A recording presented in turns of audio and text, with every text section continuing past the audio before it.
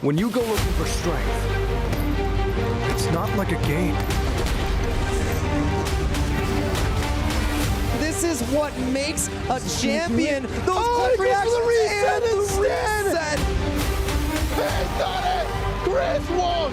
It's your CBC Bronze Paris Premier Champion! What on earth is going on? Will get it for him. And he gets it! Kawano is your champion! We gonna turn up the heat!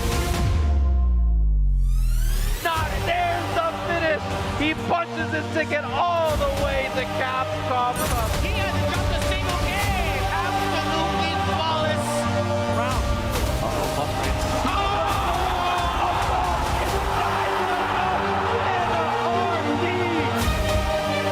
We're not finished! So careful, he gets the jump back. He doesn't even need the level 1. What is happening?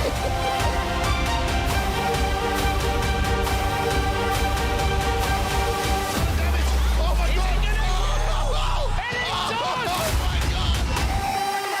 The best Street Fighter player in the world, Knuckle Dude. Go from full screen, it's gonna be okay. No, never mind.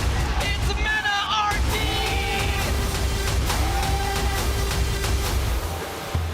It's all about taking that first step. What's good, everybody? Welcome to another World Warrior recap. This edition is brought to you by myself, Range, and I'm joined by Sherry Jennings. How you doing? Canon Award winner, Sherry God, Jennings. not this Don't again. think I forgot. Okay. Don't think I forgot. Okay, since I Evo. have to remember the intro that I gave you at Evo. But But yes, no, yeah, we don't gotta bring that one up. We don't gotta bring that one up. glad to be here. Just had some fried chicken with you earlier. Indeed. And you know, like World Warriors Happening Esports World Cup just finished earlier today, but we are bringing you some action That's true.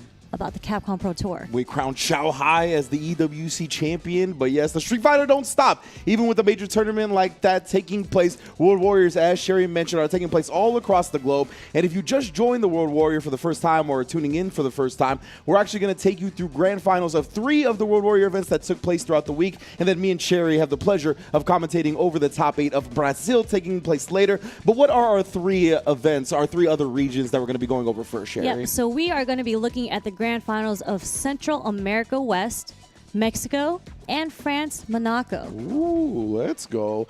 Very interested in all of these regions. Obviously, Mexico, Central America West has an extreme hype to them just because of the aggressive play style and the explosive players coming out of that region. France and Monaco as well. We already know France is one of the powerhouses of Street Fighter and fighting games as a whole, with players like Kusanagi and Monsieur Crimson and the like. Luffy, Yes, you and know, Luffy, of Evo course, champions. Evo champion, Luffy. So yeah, this region has been top tier for quite some time. And of course, the full top 8 is going to be Brazil number 2, which is going to be a great one. As you can see, this is how the top 8 is going to play out, with Not Pedro and Dark starting it off against Zangief, Bolado, and Kioma in the winner's side. What's going on the loser side of things, Sherry? We got some heavy hitters that we've seen before, wow, for yeah. sure, from Street Fighter 4 to Street Fighter 5. We have HK Dash, Ronaldinho, Juninho Ross, previous Capcom Cup qualifier, and Brian Job. Brian Job. I'm very excited for this one. As you mentioned, right, we've seen plenty of these players in Capcom Cups past. They are ones that have really kind of trailblazed the way for Brazil in Ronaldinho and Juninho, as you see on the loser side of things. But that's just a testament to how much this region has been growing as we see new faces in the winner side of things. And of course, there is regional prizing for these events as well. For the finals, I should say, just to clarify everything that's going down right now. First place for the regional final will be getting $2,000. Second place, $1,500. Third, $1,000. And fourth, $700. And of course, we're just getting started still in the World Warrior event, right? Our very first one, Central America West. They are actually a little bit ahead of the pack already with they're their number third. 3. Yeah. I think they're the first one to be on their third event. That's the first one I've seen. Yeah. So yeah, I definitely think that's what's going down. So it's going to be a fun one for sure to check all of those out. That's where we're going to start as well for Central America West. And yeah, we have heavy hitters in that region as well. Sherry, are you looking forward to anything in particular about this region? Sorry. Which region are we going? Central America West. Central America Yeah, West, yeah, yes. my bad. I should've made that No clear. worries, because there's so many regions that we're covering today. I am super excited. There's Grand Totokai is actually from there. Yeah. Unfortunately, he didn't make it to Grand Finals, but he still got top 8. So good stuff to him. So there's actually a Luke player that we're about to witness. Ooh. And I know a lot of Luke players have kind of fallen off, you know, with the nerves from Season 2. But it's good to see that there are Luke still kicking out there like Noah the Prodigy. Yeah. Again, did really well at Esports World Cup. A lot Most better than definitely most did. expected. Yeah, I believe there was another set where the Luke got brought out for some of the player that used to play Luke a lot. It's kind of slipping my mind right now, but they ended up bringing the Luke out, got the job done at EWC as well, in addition to Noah. So I'm glad he hasn't completely fallen by the wayside. There's a lot of shiny new red balls to play with, Chris right? Wong, I think you're talking Oh, about. Chris Wong, thank you. There you go. Perfect. Yeah, Chris Wong ended up going back to the Luke, clutching out a set over at EWC. But yeah, with the Eds and Akumas and Bisons out, right? A lot of people are sowing their oats, trying to explore the rest of the cast, but I'm glad Luke is still present and, you know, definitely putting bodies in bags still. So without further ado, we're going to get to that first Grand Finals of Central America West. Number 3, take it away. Nivel, y lo vemos en otra Grand Finals aquí contra Tenshin Fallen. La gran sorpresa del día, que no se nos olvide, este tipo con Luke llegó a este top 16, no tantas expectativas, y ahora mismo está en las Grand Finals, señores. Vamos a ver qué puede hacer. Otro primero a 3. Les recordamos que Arma viene de losers, así que Arma tiene que ganar 2 sets de primero a 3 para poder llevarse a este torneo. Totalmente, mi hermano, y Tenchi no tiene intenciones para nada de que eso ocurra. Está inmediatamente buscando la ofensiva y mira la barra cómo va ya. Menos de 20 segundos del round haber comenzado. Sí, no, si hay algo que nos ha prometido Arma y Tenshin Fallen a lo largo de este torneo es explosividad, y es que el que tiene la esquina va a repartir golpes y el que está en la esquina se va a llevar golpes. Gasta ese level 2, va a conseguir buen daño para dejar a Tenshin Fallen en throw range y se termina, trata de evitar que le hagan level 2 y termina ganando. Uy, Bismo, baby, vamos para la esquina. Y es que Tenshin Fallen es uno de esos jugadores que arriesga con todo. Y su manejo de los DPs y de las alturas es también bastante bueno. Vamos a destacar a ambos finalistas, claro. Pero venimos de ver a Arma, que no se nos olvide las fuerzas de Tenshin Fallen. Buen primer throw. Excelente DP, esta vez no falla. Oh, no termina reaccionando con el Drive Impact, pero te devuelve el Drive Impact, claro que sí. Perfect. Y para otro, perfect. Ronda para Tenshin Fallen. Qué locura, mi hermano, con Tenshin Fallen reaccionando con esa level 2 para castigar la entrada con el Drive Rush de parte de Arma. La verdad, brutal este muchacho, las reacciones. Tenemos a Arma que está llevando entonces el lead, por supuesto, pero buen control de parte de Tenshin. Pone el shoulder ahí, punish counter de parte de Arma. Otra vez llevándose. Claro que sí. Muy bien la hace Arma, trata de salir de la esquina. Tenshin Fallen no lo deja. Y esto va a ser, la verdad, la tónica del juego. El que está en la esquina pierde. Y el juego va a ser salir de la esquina. Aquí Arma maneja muy bien la esquina. Excelente DP. Trata de hacer backdash. Yo creí que venía backthrow también, así que muy buena opción por parte de Tenshin Fallen. Ahora sigue en el backthrow. ¿Cómo presiona? Excelente los club frames. Trata de hacer el parry. No le sale. Confirma esto. Y Tenshin Fallen se va a llevar la primera 1-0. Mucho cuidadito, mucho cuidadito. Mucho cuidadito con Tenshin Fallen, que viene hambriento de ese punto, de ese campeonato, de decir yo gané un World Warrior, a pesar de que no estaba en la fila de las personas que teóricamente tenían que jugar, tenían que ganarlo. Está dándole total problema a Arma esta noche, y por supuesto Arma, viniendo de losers, tiene que hacer los arreglos de lo contra. Mira ese DP, hermano. Mira ese DP, viejo. Claro que sí. Overhead. Y Tenshin Fallen está agarrando confianza, que cuando te llevas la pelea como se la llevó con ese comeback impresionante, uno consigue confianza, pero ahora Arma consigue la esquina. Y es lo que decimos, estas posiciones son importantísimas. Buen throw. EX, no me vengas con nada de eso. Vámonos de aquí. 2 botones. Uy, no termina de confirmar más fuerte. Drive reversal en wake up. Sobat. ¿Cómo va a acabar esta pelea? Está parejísima, aunque ese burnout va a ser muy importante. Presiona con el fireball. Tenshin Fallen buscando con los botones. Termina comiéndose. Uy, pero recupera su barra. Y ex proyectil. Entra, no termina de hacer throw de una. Tick throw, buen tequeo. Se le acaba de vuelta la barra de drive a Tenshin Fallen. Sobat cuando estoy muy seguro de que era throw. Ronda para Arma. Qué intenso está esto. Cuántas micro decisiones tan importantes, Eddie. Decidí otra vez este Tenchi Fallen, mi hermano. La verdad que no, es un hecho. No se le puede saltar. Creo que estamos en la misma página con Destroy God. Si este muchacho no le salte, viejo, tampoco le salte a Arma X que viene Jackknife. No metas la mano tampoco. Te pongo en la esquina y viene la salsa. Ven acá. Sabrosura, hombre. Vaya para allá.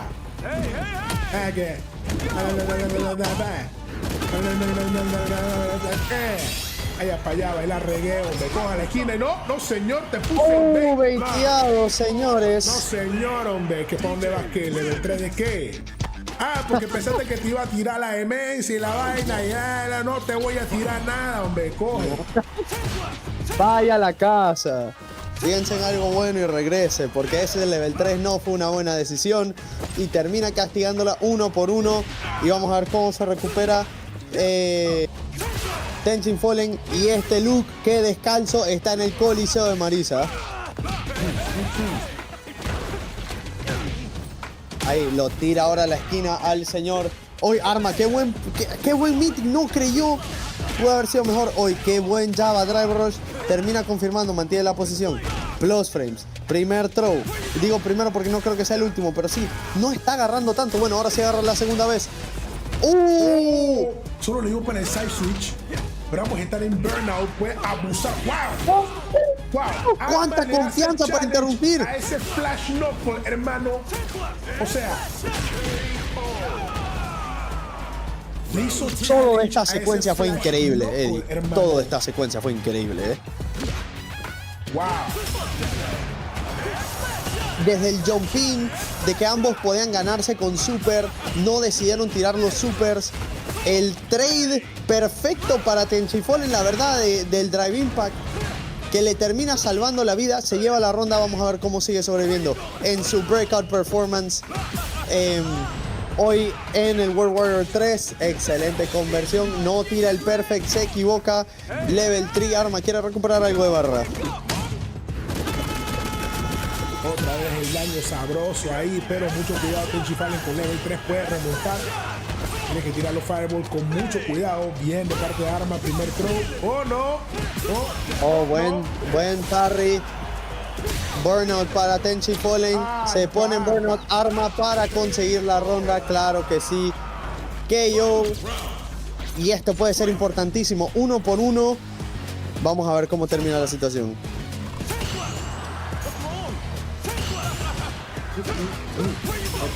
Nada, para aquí, reversa.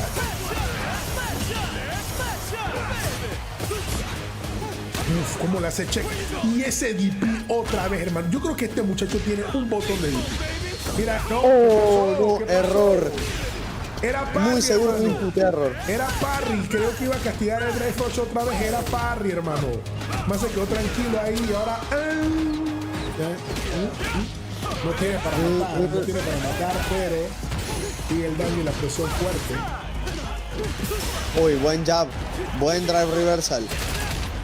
¡Oh! Se bloqueó el super. ¡Wow! Arma con tanta confianza y está dándonos una lección de cómo tú estás en una gran final, de cómo el set está complicado, pero entender los patrones de tu oponente y mantener la calma, confiar en que los entiendes, es la situación más importante. 2 por 1, pone set point y pone reset match, perdón. Arma a ver cómo le puede ir. Muy buen punish counter, no va a hacer mucho daño. Nos movemos a la esquina, buen perfect parry. Ahora vas tú a la esquina.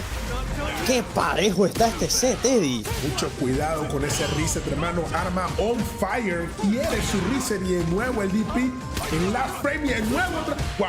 No. Este muchacho está jugando en Modern. Nada más que yo no sé, la Z allá arriba. Está jugando en Modern, hermano.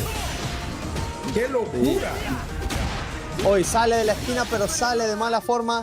Level 2 para cerrar la ronda. ¿Esto es suficiente, Eddie? Daño. No. Sí, señor. Sí, señor. ¿Para dónde va, papá? ¿A dónde va? KO, excelentes antiaires, pero no puede cerrar las rondas porque Arma X presiona, confirma. Los confirms de Arma X hoy han sido inmaculados, señores. Otro Jackknife Maximum.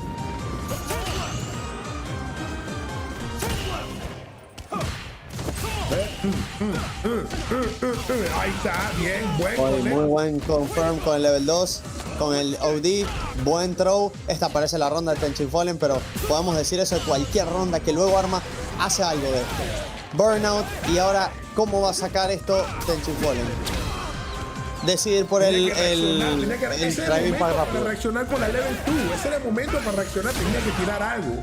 No importa qué. Y XDP. Quiere mantener las barras, al final es importante también ganar el duelo de barras. Uy, no termina confirmando. Yo creo que esto va a ser level 3. Me imagino, claro que sí.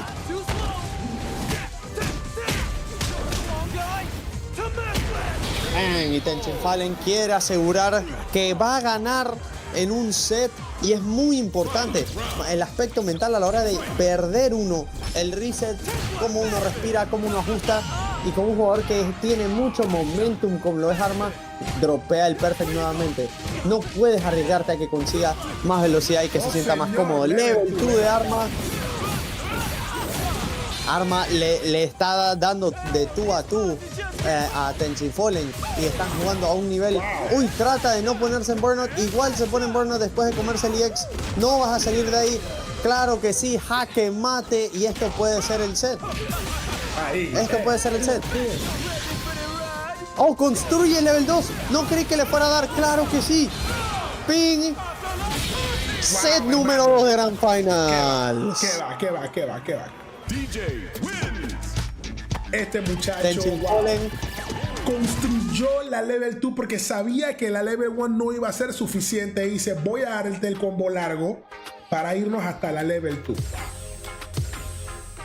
Wow, no, la verdad que sí, impresionante y peleón, pero todavía no ha acabado. Viene el segundo set de Grand Finals, y Tenchin Fallen, que ha jugado muy bien, ha ganado rondas en todas las peleas, pero Arma X encuentra el ritmo, encuentra los momentos y termina sacándole las peleas a Tenchin Fallen, que sin duda ha mostrado que él está para este nivel, pero sigue dando todo. Saludos PTY on top, saludos Bafian 10, justo a tiempo para el reset de las Grand Finals. ¿Por qué ese personaje hace tanto daño, Bafian? No sé, y lo nerfearon.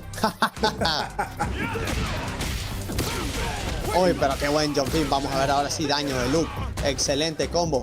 Excelente corner carry. Se quedan ahí parados viéndose. No está en la distancia correcta. Puede entrar el reversal, y ahora está en la esquina Tenchin Fallen. La historia del set. ¿Quién está en la esquina? Bien de parte de Arma X, sobre todo llevando el lead de esta manera, pero Tenchin lapidante con el daño. Qué bien la administración de la barra de Tenchin. Ha aprendido a no quedarse en burnout tan rápido, porque sabe que lo necesita para poder salir de la presión de Arma, y eso creo que es lo que le están dando los aires para poder irse en el life lead. Pero todavía mira Arma la presión, hermano. Wow, punish counter. Ven acá. Metiste la mano cuando no era, y ahora toma. Level 1. Toma. 7 letras, no hay mucho más que decir. Es excelente. 1 por 1 en el primer juego del Grand Finals Reset. Oh my god, no puede ser que lo reaccionó. Full combo. No, Eddie, este tipo, ¿cómo está jugando, señor? ¿Qué va? Ya. Yo no sé, algún tipo de possession o algo. No entiendo qué pasó de la nada, la remontada, y sobre todo los setups que está jugando Arma X. La vera brutal. Mira cómo lo deja en la esquina y dice, no, papá, ¿para dónde vas, hombre? Vaya para allá otra vez. No, señor, Swing y abanica. Dice Kuro, descargo. Eddie, hay un descargo. Hay un descargado en este momento que se llama Tenchin Fallen. Bueno, pero vamos a ver cómo se recupera. Delay Gap. Sigue aguantando. Igual va abajo 1-0. No importa cuántos juegos ha perdido. Licencia de piñatero, viejo. Arma ya piñateó a todos los del grupo más de una vez. Él es el piñateador por excelencia aquí. Muy buenos jabs, pero no le saca tanto provecho a Tenchin Fallen. Eddie, ¿qué debe hacer? Tú que usas a Luke también. ¿Qué ves como una solución útil para Tenchin Fallen en este, oh my god, en este matchup. Realmente Tenchi no está haciendo nada mal, ese es el problema, hermano. Tenchi no está haciendo nada mal, lo que pasa es que los reads de armas son demasiado buenos. Es imposible decirte qué tiene que mejorar porque sería jugar random. Él está jugando como se supone, pero Arma está leyendo todo. ¿Qué podemos hacer? La verdad que podemos hacer es algo que debe estar preguntándose Tenchin Fallen después de excelente combo nuevamente. Ay, Carlos dice Faltimux. Y ay, Tenchin Fallen, claro que sí, su nombre real Carlos. Qué buen confirm de Java Medium Punch. Lo lleva a la esquina. Ahora sí el Miti. Excelente, agárrate a Arma. Puede matar de un combo. Vamos a ver cómo consigue esa conversión. Uy, le castigan. Side switch. Está en problemas Tenchin Fallen nuevamente. Buen confirm. Ahí. Claro que sí. Gasta la barra. Sí, gasta el level 3. Interesante decisión gastar el level 3 ahí, Eddie. No sé si estoy de acuerdo. No, yo estoy totalmente de acuerdo con la decisión, hermano. Porque tengo que hacerle cooldown. Tengo que frenar el momentum. Y a pesar de que me cueste comenzar el otro round, él tampoco tiene tantas barras. Esa decisión yo lo hubiese tomado 2, 3, 4, 5 veces. Me parece muy bien, me parece muy buen análisis también. Y aquí vamos a ver. ¡Uy! Ahora lo baitea. Lo baiteó, claro que sí. Arma le devuelve la receta a Arma, pero no castiga con tanto intensidad como Arma. Parece que los castigos de Arma son mucho más pesados que los castigos de Tenchin Fallen, Eddie. Ahora sí, back throw de parte de Tenchin Fallen, pero parry Arma es. No señor, no toque, a ver, hombre, no toque, le está castigando con drive rush y puño chico. Cualquier intento de poke, está cancelando todos los pokes de Luke. Lo cual suena increíble. Buen drive impact, la verdad, decisión bastante acertada por parte de Tenchin Fallen. Salta, trata de entrar, no puede. Ahora cualquier botón, no puede tirar Fireball, tira Fireball porque ¿qué más da? Me estoy jugando la vida, me voy a arriesgar, dice Tenchin Fallen. Está muy cerca este set. Confirma y puede ganarlo, claro que sí. Bismuth, baby. Hace el combo difícil para hacer Bismuth. ¡Qué temple de este señor 1 por 1! Sí, señor. Eddie, en este momento del set, hacer el combo un poco más difícil es de crack. Esto es fuerte. Tenchin Fallen puede estar nervioso, pero hacer eso es de absoluto crack y hay que respetar el nivel y lo que está mostrando ambos jugadores 1 por 1. Ganó el bait, pero no aprovechó Tenchin Fallen. Mira el DP otra vez, hermano. ¿Qué es esto? Dynamite. El Jackknife contra el Dynamite. Claro que sí. Oh, no. Explotaron el Tenchin. Llamen una ambulancia porque el Tenchin Fallen la necesita después de esta ronda. 12 hits. Optimización impecable. Cada combo que hace Arma mata justo. Mata ahorrando lo más que pueda. Y se ahorra las 2 barras. Y le ha salido muy bien este set. Vamos a ver cuando veamos Perfect Parry. Cambio de lado. Hoy no termina de hacer bait al reversal. No sé qué quería hacer. Maybe backdash.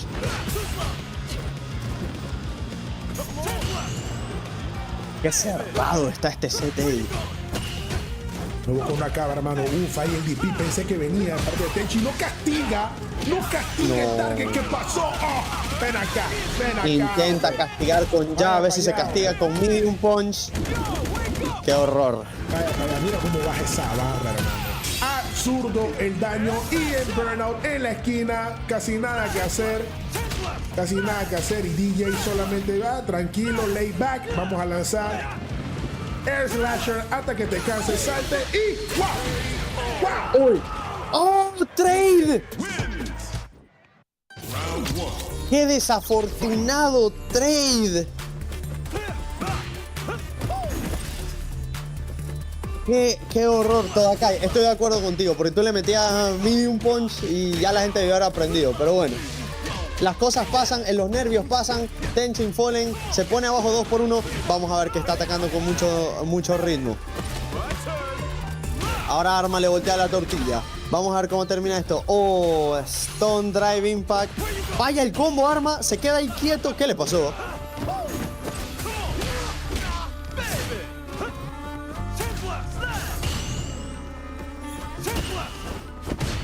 Vamos a ver cómo aguanta Tenchin Fallen. Vamos a ver cómo pelea Arma X. el dive kick prohibido de Luke, jump heavy punch. Esto puede ser todo. Un combo correcto, no sé si era la opción correcta ir por el safe jump y lo puede pagar caro. Yo pienso que sí, porque ese es el problema. Ese es el problema. Sí, Oh, no. Y bueno, estamos en Tournament Point para Arma, que está on fire esta noche, hermano, a punto de conseguir su segundo World Warrior. Sí, pero Tenchin Fallen tiene mucho que decir porque ha puesto las rondas importantes. Tiene mucho que decir Arma con ese level 2. Otra vez lee el Fireball. Claro que sí. El combo reset, cancel. Buen throw. Va a venir otro. Papá, no toque, que tengo DP. Respeta al DP, respeta al DP. No saltes tú respetar tampoco, al DP a estas alturas. Es increíble que Tenchin Fallen siga tirando DPs, no falla ninguno, solo el wake up puntual. Vamos a ver si la puede salvar. Hace level 3. Quiere dejarlo cerca del corner, quiere tener posibilidades. No, todavía. Just a bit. Uy, buen throw. Y aquí puede llevarse la ronda Tenchin Fallen. Se lleva la ronda Arma X. Arma X, hermano, con el reaction con Nova here. ¡Boom! ¡Wow! Solamente quería esperar el Fireball, hermano. Solo lo esperó. Incredible stuff to Arma, reacting to the fireball. That's a flashy way to close it out. Twice. That's how you want to do it. Yeah, exactly. Twice in one round, he had 2 level 2s. Crazy. Man, that is something, honestly. You don't really get 2 level 2s, especially you don't see it much on the DJ, where it's not deliberately built towards, right? Like, you see the Rashids, like, they'll try to sneak in a bunch of throws to build lots of meter to get that second Yasar. The Eds like to do it as well, if it's possible. You don't see it too much on DJ, to use it to shut down the projectile game.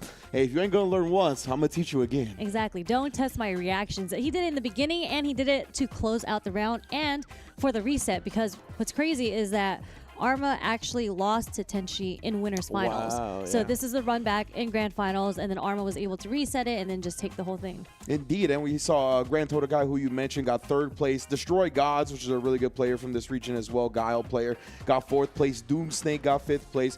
Kogli got 5th. Alejandro and Sebster tied for 7th place as well. But of course, that was just 1 week. Let's take a look at the leaderboards for the overall region and see how it's played out so far with 3 in the books. We got Arma sitting atop the leaderboard after this latest victory, 140 points. Grand Totokai, as we mentioned, got 120 off this 3rd place finish. Destroy Gods, as we mentioned, one of the other favorites of this region, in 3rd place with 105 as well. And then the rest of the pack gets kind of separated a little bit. You see Kogli down by 30 points to Destroy Gods. So the rest of that list definitely be looking for some big performances in the remaining World Warriors. Yeah, actually, majority of those people on the list made top 8 at this current one. They did, yeah. Most definitely. They basically have to try to get in that upper echelon, right? The 1, 2. But most importantly is just staying in that top 8. That is the most important thing, because then you get to actually compete in the regional final bracket with the 8 other finalists, and whoever wins that goes to the big show, goes to Capcom Cup, which, again, reminder, taking place in Japan this year. I feel like I always forget about that because it's been in the U.S. for so long now. So definitely dope that we're going to get it in the homeland of Capcom after all. So that's going to be a great one, of course. We've seen the way Central America West has broken down so far. Any last words before we get to the next region, Cherry? No, just, incredible performance. A lot of Panamanians out there. Yes. Arma, shout outs to him. Tenchi, both from Panama. Yeah, and I believe I didn't get to actually see the URL, but we did have the URL for the local if you want to go check the whole bracket. So that's one of the other things. There we go. Beautiful stuff production.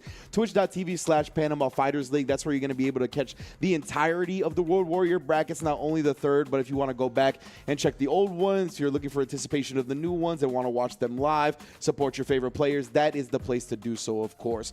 And to continue, of course, let's talk a little bit more about the World Warriors in general, right? The World Warrior is back. Head on over to capcom.us/WW24 for more information on how to register and the rules for your region. Your path to Capcom 11 begins with the World Warrior events, a worldwide phenomenon, able to qualify into Capcom Cup that way, get in close with your region, kind of figure out who's in your region that's going to be competition, right? That's going to definitely be one of those things to get most familiar with. I'm kind of stumbling over my words right now. It's all good. It's really, really like your chance to show what you got in your region first. And if you are good enough to make it out of your region, you bring it to the big boys at Capcom Cup, where you fight against the best of the best from every region in the world, and we determine who is the actual best in the world.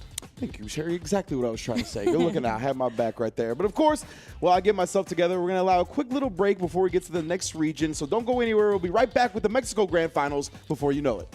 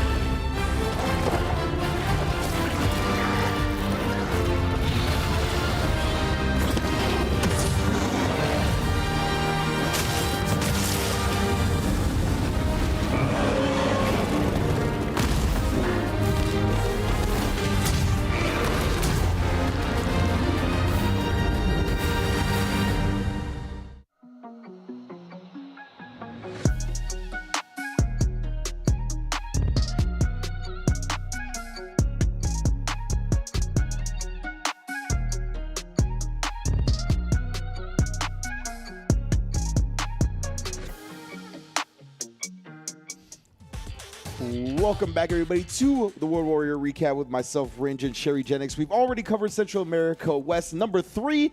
They are the most far along World Warrior region so far. But now we're going to take a trip to Mexico with some of the best and most flashy players in the business. Uriel Velorio, yes, Darrow, both actually tying for 5th in this World Warrior. Surprising. Those are two that are definitely in the grand finals. Also, ISI in 3rd place, Axel in 4th, Irium Games and Lucy tying for 7th, all up in there, gaining points to contribute towards that season final that we talked about. Yeah, and you know, the familiar faces, the people that qualified last year for Capcom Cup are still in there. It's still Kusanagi, it's still Uriel in there, but we are going to get to see some Kusanagi in the grand finals against someone I feel has been on the come up. This player has competed in a lot of these online tournaments. I've commentated some of them, so I have the pleasure of knowing who this person is, Lugabo, and who he plays, Kimberly. You know, Kimberly players, I'm always going to say they're wild, but he has a special touch to Kimberly, so really excited to see these grand finals. I'm excited for it as well, because I think Kimberly also, as you mentioned, you know, the player base tends to be a bit wild, but I think she's got a little bit of an underrated ground game that people don't want to talk about. That stand medium kick is just really, really good. But stand medium kick Lugabo is one of those players that for some reason uses her sweep often. Ooh, it was mentioned during Esports World Cup that like not a lot of players just use raw sweep unless it's a whiff punish. Yeah. Lugabo just likes doing sweep in the neutral a lot. Interesting. Okay, well, I'll definitely be on the lookout for that. Let's see if we can break down when and why they exactly do some sweeps, but we do got to see the footage before we can break them down. So let's get to the grand finals for Mexico. World Warrior México, segunda edición que vamos a vivir hoy. Tenemos a MJ Lugabo en contra de Kusanagi. Arrancamos Kimberly en contra de Akuma y ya con un jump, una patada fuerte. Queremos ver qué tal la reacción de Kusanagi y no se les olvide, por favor, necesitamos 3 victorias para Kusanagi si es que queremos el reset, chef. Totalmente, ganar un set para resetear y tener la oportunidad de ser campeón el día de hoy. Lugabo con 3 victorias se corona campeón de la segunda fecha, pero vamos a descubrirlo en el camino. Nuevamente Kusanagi apostando muchos recursos, de momento con una buena ventaja de vida. Veremos si puede complementarla con la victoria. Excelente con ese grab para evitar el intento de respuesta por parte de Lugabo, mi querida Haseo, para tener la primera ronda. Bien inspirado Kusanagi, pero qué round start para el perfect parry por parte de Lugabo. 2 barras para ambos y buscando una interesante finta. Quizá quería un Shoryuken. Se escapa del setup de la lata con el Demon Raid. Listo para dejarlo en el knockdown. ¡Ay! Logrando un backdash y ambos tirando parry. Intentando evitar la siguiente entrada, chef. Totalmente. Ojo, ahí viene la respuesta por parte de Lugabo, dejando caer un daño severo sobre Kusanagi. Se viene el nivel 3, ¿sí? Vamos a ver si va. Sí, me parece que va a ser la ronda totalmente. Y algo que muchas veces le gusta hacer a Lugabo, cerrar la primera de las rondas con el nivel 3 para jugar todo el round siguiente con ese buff de velocidad. Me queda Haseo que le potenciará ese estilo agresivo que lo caracteriza. Ese 11% puede hacer la diferencia si lo podemos aprovechar en este momento, pero mira nada más, buenos antiaéreos por parte de Kusanagi y un Demon Raid más. Pensábamos que se iba a cambiar de lado, ahora sí, cuidado, 1, 2, 3, avanzamos y logramos el castigo al parry, pero de todos modos me aplican el perfect parry. Sin embargo, ya sabes, escalando, pero lo importante es tener el setup y la orilla, a ver si puede dar la vuelta a Lugabo, pero sí tiene una considerable desventaja de vida, chef. Bastante notable y sin tantos recursos para trabajar. Con esto se acaba la incertidumbre y con el sorbo de calamidad, con el arte nivel 3, Kusanagi tiene la primera victoria en esta gran final. Ahí está. Vamos poco a poco trabajando. Esta es la primera victoria. 2 más y Kusanagi podría conseguir ese reset. Listo para ahora sí ir hacia la gran final. Pero de todos modos esto depende de Lugabo. Vamos a ver qué tal. Nos cambiamos de lado peligrosamente y nos quedamos en parry por unos segundos. Algo que bueno, salió bastante bien para Lugabo porque no sufrimos daño, chef. Sí, salió relativamente ileso, no así después de este salto arriesgado y es castigado por el DP de Kusanagi. Ojo, ahí lo tenemos. Lugabo también con un poco de paciencia, no quiere arriesgarse de más. Tenemos parry perfecto por parte de Kimberly, que sella con este combo con corner carry. El setup no alcanza a explotar la lata en tiempo y forma, pero esto no evita a Haseo que Lugabo continúe con su agresividad usual. Pero estamos aquí a puro brinco, pero sí hay buenos shoryukens por parte de Kusanagi. Esto está pesando. Aquí vamos, shimmy, punish counter y se acabó este primer round. Se lo lleva Kusanagi. Ambos no se quedan con 2 barras, chef. Sí, 2 barras de cada lado. Veremos quién las aprovecha de mejor manera. Excelente throw en punish counter a favor de Kusanagi, que busca la segunda victoria de manera consecutiva. Los throws están siendo definitivos en esta ronda. El castigo con patada media. La Tatsumaki para rematar. Esas 3 barras van a ser todo nuevamente. Haseo, el sorbo de calamidad nos dice que Kusanagi se va adelante en el marcador 2-0. Por algo tiene esas 3 barras. Lo está trabajando, me llama la atención. Lugabo se queda con sus 3 barras. Y vámonos para el siguiente match. Ok, todavía hay una buena oportunidad de recuperarse. Vamos aquí a esta pequeña pausa, respirar, a ver qué es lo que necesitamos reconsiderar. ¿Qué está pasando? Lugabo le está costando trabajo recuperarse a través de estos rounds, chef. Sí. Creo que es muy inteligente, lo he dicho muchas veces, que ya tenga esa madurez para aprovechar estos segundos, irse a pensar a la selección de personajes. ¿Qué está pasando? ¿Qué me está faltando hacer? ¿Qué está haciendo el rival que no estoy logrando detectar en su momento? Son segundos valiosos que Lugabo ha aprendido ya a incorporar en su juego, poder rectificar, meditar y llegar a esta nueva ronda con una nueva estrategia. Importantísimo que empiece a cosechar victorias si es que quiere evitar que Kusanagi le resete el bracket. Exactamente. Y pues ya tuvimos que aplicar esta pausa. Súper importante. Vamos a iniciar con lo que ya podría ser este match point y conseguir el reset o todavía mantenerse Lugabo. Sin embargo, el punish counter va a pesar. Aquí está el setup. Poco a poco tenemos reversal. Vamos por el agarre. Bien castigado. Consigue esa entrada Lugabo. Retrocede poco a poco. Está cazando algún shoryuken que quiera intentar lanzar Kusanagi. Totalmente. Uy, la esquina le pertenece. Después de haber fallado ese proyectil, se queda absolutamente sin recursos. Kusanagi sigue ofendiendo el Shoryu para evitar el salto por parte del Lugabo, que después se lleva este agarre, mi querida Haseo, y esto significa reset point a favor de Kusanagi. Oh, Dios mío, demasiado cerca. Ya iniciamos con un Hadouken cargado. Demon Raid, que bueno, el Air to Air funciona. Al menos lo detenemos. Excelente para castigar después del Perfect Parry. Está en la distancia correcta. Aquí vamos. Un golpe. A ver si podía causar algún error para Kusanagi. Escapamos por unos momentos con el Demon Raid y hoy ese Adamant a la nada, pero bueno, al menos logra acertar un golpe. ¡Ay, directo! ¡No me digas! ¡Doble overhead! ¡Confirmación! Las 3 barras listas, activadas. Y aquí viene el daño. ¡Auch! Muy peligroso. Se está acabando esa barra. Y esto es muy peligroso para Lugabo, chef. Peligrosísimo. ¡Uy! Tenemos el nivel 3. Alcanza a impactar. Esto es crítica alta a favor de Lugabo. El daño no será suficiente. El buff de velocidad podría darle la ventaja que necesita. ¿Cómo que no? Pero ve el daño, Haseo. Impresionante lo que recibe Akuma. Y acuérdate, además, el Glass Cannon y un Critical, bueno, ni se diga. Ya tenemos qué entrada, quitando ya un poco de lo lúgubre del ambiente del tema de Akuma. Ahora aquí resplandeciendo totalmente el tema de Kimberly. Después de activar el level 3 y mira nada más, un reversal que todo el tiempo lo estaba intentando cazar Lugabo y ahora lo reconoce Kusanagi. Sin embargo, se lleva Enter. Excelente para el codazo. Tatsumaki, estamos contra pared. Esto pinta bastante bien. Hay ventaja de vida. Se le va el Tatsumaki OD. No lo alcanza Kusanagi. Así que sería buen momento para seguir con la presión. Y mira nada más. ¡Qué reacciones para el impacto sobre el impacto!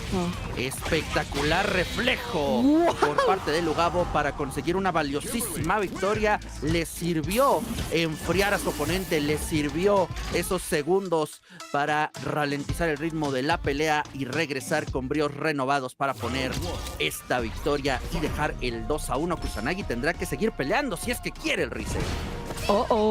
Pues bueno, tal vez aquí me llama la atención el rematch. Kusanagi está enfocado y mira nada más con el inicio de round que tenemos.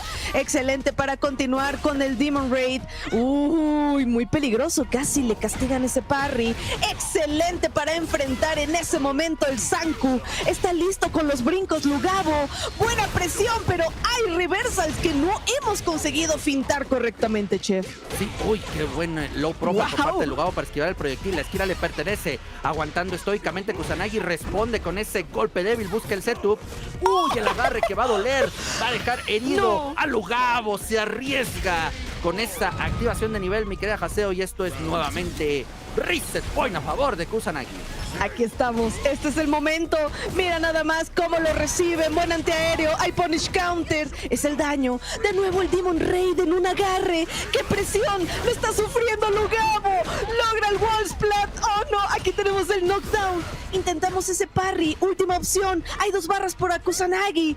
Buenas opciones para reversal, daño, rematar. Lo aventamos contra pared y esto depende todo. Vamos a ver esta última confirmación, 2LK, y tenemos el reset point.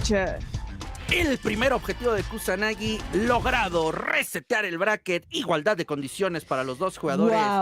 Y ahora lo que tendremos, mi querida Haseo y amigos que nos acompañan, True Grand Final, último set de esta tarde de domingo para la segunda fecha del World Warrior México. Espectacular lo que nos acaban de regalar estos dos jugadores. De verdad, por muchos momentos yo sentí que Lugabo se iba a recuperar, pero ese último round te lo puedo describir como, de verdad, el rushdown y la presión de Kusanagi fue todo. O sea, de verdad, también no me había tocado ver tanto a Lugabo en ese momento tan defensivo. ¿A qué hora tiro mi level 3? ¿A qué hora tiro un reversal? ¿A qué hora? ¿Qué hago? Unos pequeños errores que hubo que sí pesaron. Un Tatsumaki OD que intentó aquí Kimberly y que falló completamente, y Kusanagi con eso, pero así, mira, se agarró totalmente la ventaja. Estamos viendo en este momento, ya es el reset y ahora sí, no hay más, chicos. El primero que consiga esas 3 victorias se lleva este World Warrior. Vámonos, True Grand Final. Ha reseteado el bracket Kusanagi y ha descendido a Lugabo a su misma posición. Vámonos porque los dos ahora sí necesitan 3 victorias para ser campeones de la segunda fecha de World Warrior México que se está viviendo ahora mismo. Bonita confirmación por parte de Kimberly. Se sale en el momento preciso Kusanagi cuando estaba amenazante esa lata. Qué bonito el challenge, el alert to air, mi querida Haseo, por parte de Lugabo para evitar que Kusanagi salga de esa posición. Y momento de cuidar el espacio. Excelente para los Hadouken, rápidos, hay daño, pero mira nada más. Excelente para el punish counter. Lo vamos a llevar contra la pared y viene el setup de la lata. No lo adivinamos, así que hay un precio a pagar, Chef, y eso ahora es llevarse el primer round para Lugabo. Primera ronda para Lugabo que arranca de manera favorable este último set de la tarde. Kusanagi lanza el proyectil en el momento menos apropiado. Es bien leído, anticipado y castigado por Lugabo, que tiene el combo y daño óptimo. La esquina le pertenece. Sigue ofendiendo con ese agarre. Viene la respuesta de Kusa con esos golpes débiles. El salto neutral, el empty jump, mi querida Haseo, y después el grab. Muy atrevido definitivamente con esos overhead, pero algo me indica que está logrando condicionar. Son lentos, pero bueno, están funcionando. Y vamos a devolverlo aquí contra pared, un agarre, sin miedo a gastarnos los recursos. Se detiene por unos segundos Lugabo sin gastar las barras, pero mira nada más qué respuesta con ese Tatsumaki y se asegura de llevarse este primer match. Esta victoria de Lugabo nos refleja, mi querida Haseo, que aprendió del set pasado. No fue una pérdida total, a pesar de que le resetean, pierde la ventaja de llegar desde el bracket de winners, pero lo vemos que recupera lo mejor posible, que es el aprendizaje del matchup, y lo refleja en esta sólida victoria. Veremos qué modificaciones hace Kusanagi para volver a ponerse al frente en el marcador. La primera y la más importante. Claro. Tiene que hacer esta pausa, respirar, concentrarse, a ver qué sucedió después de todo lo que había logrado con el reset. Lugabo le devuelve todo el rushdown. Vamos a vivirlo en este momento, la siguiente pelea. Vamos a iniciar con una barrida, momento de castigar. Algo arriesgado, pero tiene que intentar sus jugadas Lugabo. Y mira nada más, con un agarre también. Ya hemos sufrido algo de daño, nos quedamos cortos en ese 5M. Y ¡ouch! Definitivamente todas las opciones que ha intentado Lugabo no le han funcionado del todo, Chef. Sí, ojo, porque continúa presionando. Se viene la respuesta por parte de Lugabo. Lo hablábamos, no funcionaban las opciones, pero esta valla que sí está dando resultados. Parry perfecto por parte de Kusa, pero que no logra confirmar en combo. Y gracias a eso es ahora Lugabo quien tendrá la ronda después de ese Drive Impact. Le ha dado la vuelta y ahora tiene la ronda en este segundo enfrentamiento, Lugabo y Kimberly. ¡Qué forma de darle la vuelta! Sin embargo, incluso nos mantenemos con las 2 barras. Y bueno, ese Shoryuken que no entra completamente, se va, logra alejarse Lugabo todavía. Pero vamos, poco a poco, hay Drive Rush. Un poquito del delay también con el codo, no está mal. Listo para el Hadouken, un Sanku. Vamos a ver, pero no creo que ahorita los proyectiles con la distancia que está logrando cerrar Lugabo funcionen. Y mira nada más, listo para el throw escape y sin mencionar todos los air to air a los Demon Raid. El güey que va ahí nivel 2 por parte de Kusanagi, que es bien bloqueado por Lugabo y que no va a perdonar. Nivel 3, qué agresividad de Lugabo. Una segunda ronda rapidísima, mi querida Haseo, que se convierte en la segunda victoria de la True Grand Final para Kimberly. Lugabo a una sola victoria de ser campeón de la segunda fecha. ¿Pero qué? Es que definitivamente lo que se está adaptando y evolucionando Lugabo es impresionantemente rápido. Y pues, mi gente me necesita. Salimos volando con el Shoryuken y mira ya nada más qué castigo se lleva. Uy, lo siento, pero la lata, el setup estaba ahí. Kusanagi intenta hacer el challenge y no funciona, Chef. No funciona. Se viene el punish counter de agarre por parte de Kusa para quitarse un poquito de la presión, el duelo de los golpes débiles, que de momento termina por ganar Kusanagi, que ya revertió la situación, ya tiene un poco de ventaja a pesar de verse abajo en cuanto a la barra de vida. Lo último que tenía de Drive Meter, Lugabo se va en este momento. Ojo, se levanta otra vez, muy arriesgado, demasiado, mi querida Haseo, lo anticipa bien Kusanagi y a pesar de que fue gran parte de ese round en desventaja, termina por ganarlo. Aquí vamos, Definitivamente una barrida, pero no la logramos bloquear y recuerda, tenemos que tomar esos riesgos. Sin embargo, hay un punish counter, 3 barras para Kusanagi y un agarre más. No me digas, 3 agarres. Aquí vamos, listo para el reversal. No quiero lidiar más con los mix-ups, pero este podría ser el daño. Vamos a confirmar gastando todos los recursos necesarios. Me reciben con tremendo puñetazo, pero incluso ambos se quedan en burnout. No alcanza a hacer nada Lugabo.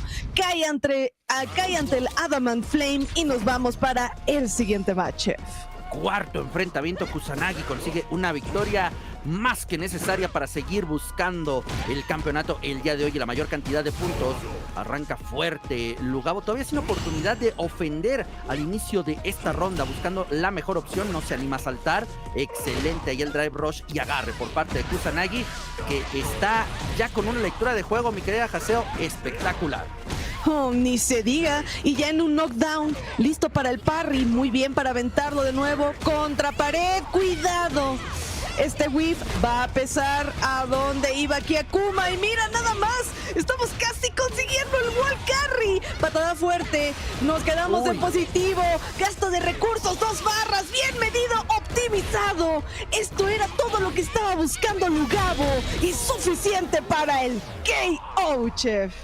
Y esto es Tournament Point a favor de Lugabo, una ronda más y será campeón de la segunda fecha. Veremos si Kusanagi tiene un as bajo la manga para evitar esto. Buena tech para evitar el agarre, pero después el whip punish bien optimizado por parte de Akuma, que continúa ofendiendo gracias a esa entrada con patada débil. La esquina le pertenece al usuario del Satsu enojado. Otro agarre, mi querida Haseo. ¡Qué agresivo está Kusanagi! Completamente. Y yo creo que con una desventaja importante de vida para Lugabo. Sin embargo, ¿qué castigo se va a llevar al parry con el agarre? Ok. Excelente para ese Hadouken OD. 3 barras para Kusanagi, una sola para Lugabo. Listas las latas, listos los setups. Vamos a comenzar. Intentamos el air to air. Bien castigado por parte de Lugabo con el Izuna. Aquí vamos. Scramble. Estamos buscando el daño necesario. Y otra vez ese knockdown, chair. Bien utilizado ahí por parte de Lugabo. Ya no quiere guardárselas tanto tiempo, prefiere utilizarlas en el momento air to air favorable. Con ese rodillazo por parte de Lugabo parecía que ya se había pasado el Akuma, pero alcanza a impactar. Después el salto que es castigado con ese Shoryuken, el air to air, el fuego aéreo está determinando esta victoria, mi querida Haseo, de momento. Tenemos esas 3 barras, chef. Esto podría cambiar el rumbo. Aquí viene la entrada. Tenemos el OD. Seguimos cazando el daño. Última opción. Hacemos el delay del Tatsumaki. No alcanza a hacer en ese momento nada. Kusanagi. Viene el Shoryuken, que define todo. Y la victoria. E incluso el campeón dentro de este World Warrior número 2. Y su campeón es MJ Lugabo. Amazing stuff. Once again, congrats to Lugabo, able to take the first place overall over one of the titans of the region, Kusanagi, longtime mainstay of Mexico, with some great answers. We saw some air-to-airs on the demon flips, not really letting Kusanagi escape the corner, maintaining that position, ever important. And Akuma in general just gets less guesses a lot of the time, right, because of his low health. And Kimberly's offense, I mean, she makes you guess a lot. Yeah, you know, that's her main thing. Everyone talks about how her neutral isn't great, which I disagree with, but yeah, she's known for her mix-ups, especially in the corner. But it was so obvious that they play each other all the time because they started the set off with like a dry rush throw just to bait the ODDP to come out from Kusanagi. Like, clearly they played each other a lot, and there were a lot of hard reads. Like, as you mentioned, both these characters, they have to air each other all the time. Yeah. Especially like having to deal with the demon flip, having to deal with Kimberly's elbow drop. They aired each other a lot, but they were hard reading. Like, they would wake up on each other's wake ups with early jump back normals. So this is, again,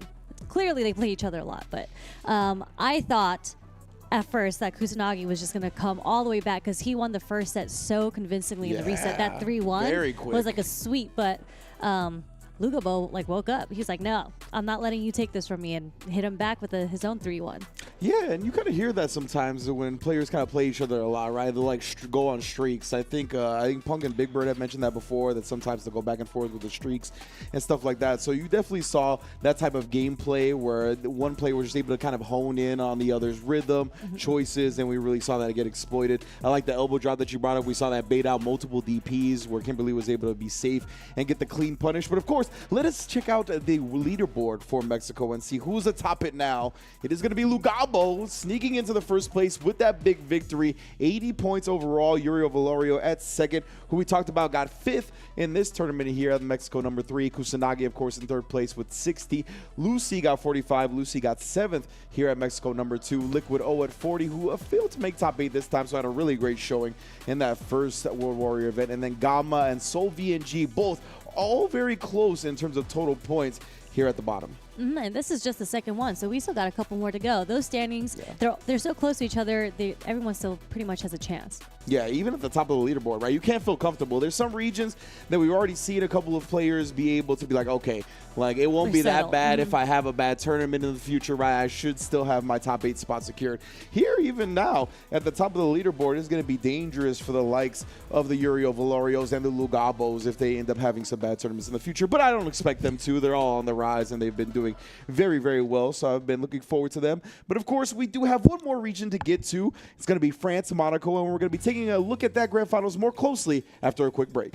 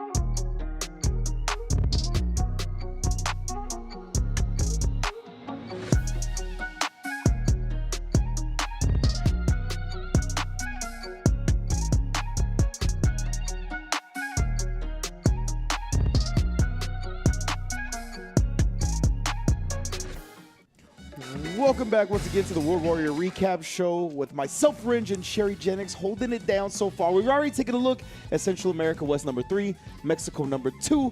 What else we got, Sherry? We got France, and Monaco coming up. Yes, indeed. It's going to be a great one. Again, we talked about it, right? This region has been on the come up when it comes to fighting games. I shouldn't even say come up anymore. They've had an EVO champion for quite some time. They've been one of the powerhouse regions we've known in the fighting game community for a long while now. And of course, in this top 8, you're going to see the 2 grand finalists in a moment. But we also had Nassim Claw, who has been on the come up and very, very strong as a Bison, and Honda was playing Honda at the launch of the game. Of course, with Bison now, a lot of people are testing out the character. We had Kusanagi in 4th, who's been playing primarily Luke, but I believe there was some Ryu mixed in this time as well. Kwangster and Akainu tied for 5th, and then Luffy, as you mentioned, the former EVO champion in Street Fighter 4, and Alphen tied for 7th. Yeah, Luffy surprisingly on the Aki. So nice switch from Manon to Aki. You know, she did get all the DLC characters are pretty good in this patch as we've seen, but good to see Luffy is trying other characters because Monaco just was not doing it for him. Absolutely. I think Aki's one of the best characters you can land on, especially post-patch. I think maybe she might be the biggest winner, honestly, to me, in terms of how much she significantly improved from the patch before. She gets so much more reward now, or so many times where she wouldn't get that big of a reward and leave you standing. Now she got the damage. Yeah. She has a lot of damage now. Exactly. And she's always been like a slithery character, but she gets a lot of damage off her conversions now. Yeah, a lot of damage, a lot of corner carry. Some interesting cancels, like canceling the Nightshade pulse and the OD slide, stuff to avoid different things like that. So very interesting character now, but that's not what we're going to see in Grand Finals. Let's take... What? I was going to say, we are going to see something interesting in Grand Finals, though, as far as character choices. So just stay tuned and pay attention. Point. That is definitely a good point. Let's get to the Grand Finals of France and Monaco without further ado. Very own kills you. Crimson needs to win 2 sets, and we start with Rashid. Oh yeah, Kills Rashid is really good. I think it's like Killzu is an interesting profile as well, because I feel like last year he kinda... I don't think he lost to bad performances. I feel like he lost to his own lack of optimism towards Jury. And I think kind of like how Valmaster is right now. Killzu in Season 1 was like, oh, I don't think Jury can do it. And he spent so long learning other characters. And then saw Uma winning and was probably like, you know what, that's a lesson to take, man. I'll trust my character. Yeah. I think there's a lot to be said about your character being good enough. Yeah. You know? Yeah. Like, have you done enough work with that character really to unlock the matchup? Yeah. And I don't think a lot of people are honest about that with themselves. Some people are, of course. Yeah, now, right now Killzu is probably maining Kami. I think Kami is the main character, but he's got the Rashid, he's got the Jiri, and actually really, really good spread of characters, you know, between these three. Yeah, and they all essentially do very similar things, right? Which is move across the screen horizontally very fast. Yeah. Through various different methods. Yeah. I mean, you know. The way I see it is drive rush, DP, and crouch medium drive rush cancel. They got the big three, so... And they have a selection of different options there, of course. You know, like having the level 2 there as a comeback mechanic is fantastic. Having the low fireball that, you know, characters like Marissa really can't do anything about. The Jury is great. Our press now. Desperation move for Mr. Crimson. What an excellent game number 1 by Killzu right now. Stopping the big win streak on the Crimson side. Killzu looking clean. Yeah, he's in winners side of Grand Finals for a reason. Nice reactions there, ready. Coming in. I like that, the teleport. Ooh, he's gonna get away at least. Ooh, that beats the mixer. Yeah, no EX obviously. He don't want to burn himself out, so... Yeah, if you want to do a fast twitch reversal now with Rashid, it's a lot faster as well. Like, he used to have really slow startups, like 13 frames, I think, in 5. Single digits now in Street Fighter 6. So that's kind of like the DP that you throw out late. Yeah. Alright. Okay. Crimson looking a bit better right now. And Killzu is there, like, alright, what's my... Oh my god, what a slide. Stay in the corner. No! Oh my god, he was so far away as well. Big miscalculation. Getting a bit scrambly, a little bit sloppy. Look for the air-to-air. Picked him up. Okay.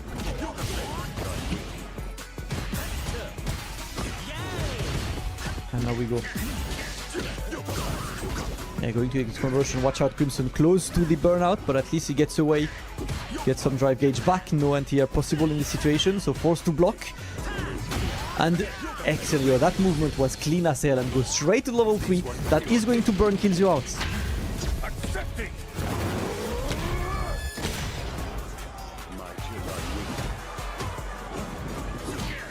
Alright, what do we go for?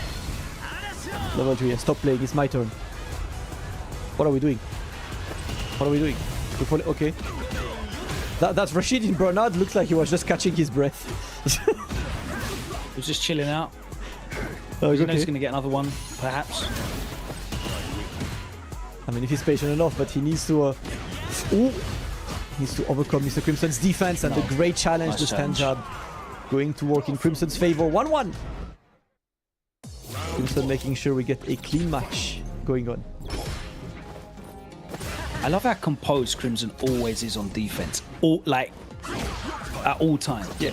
Never see him flustered on defense. Always calculated. He's never pressing something out of frustration or fear. Really, really impressive. And it's essential if you want to play a character like Dhalsim to have that kind of mentality. Absolutely. Great oh, mixer. that was sick. Yeah, that's a clean distancing. Just medium. Ooh. He's dancing around right now. And watch out, this is a fully kills you round. Yep. The walk back to let everything whiff. Crimson looking much better. Kills you looking much better, sorry.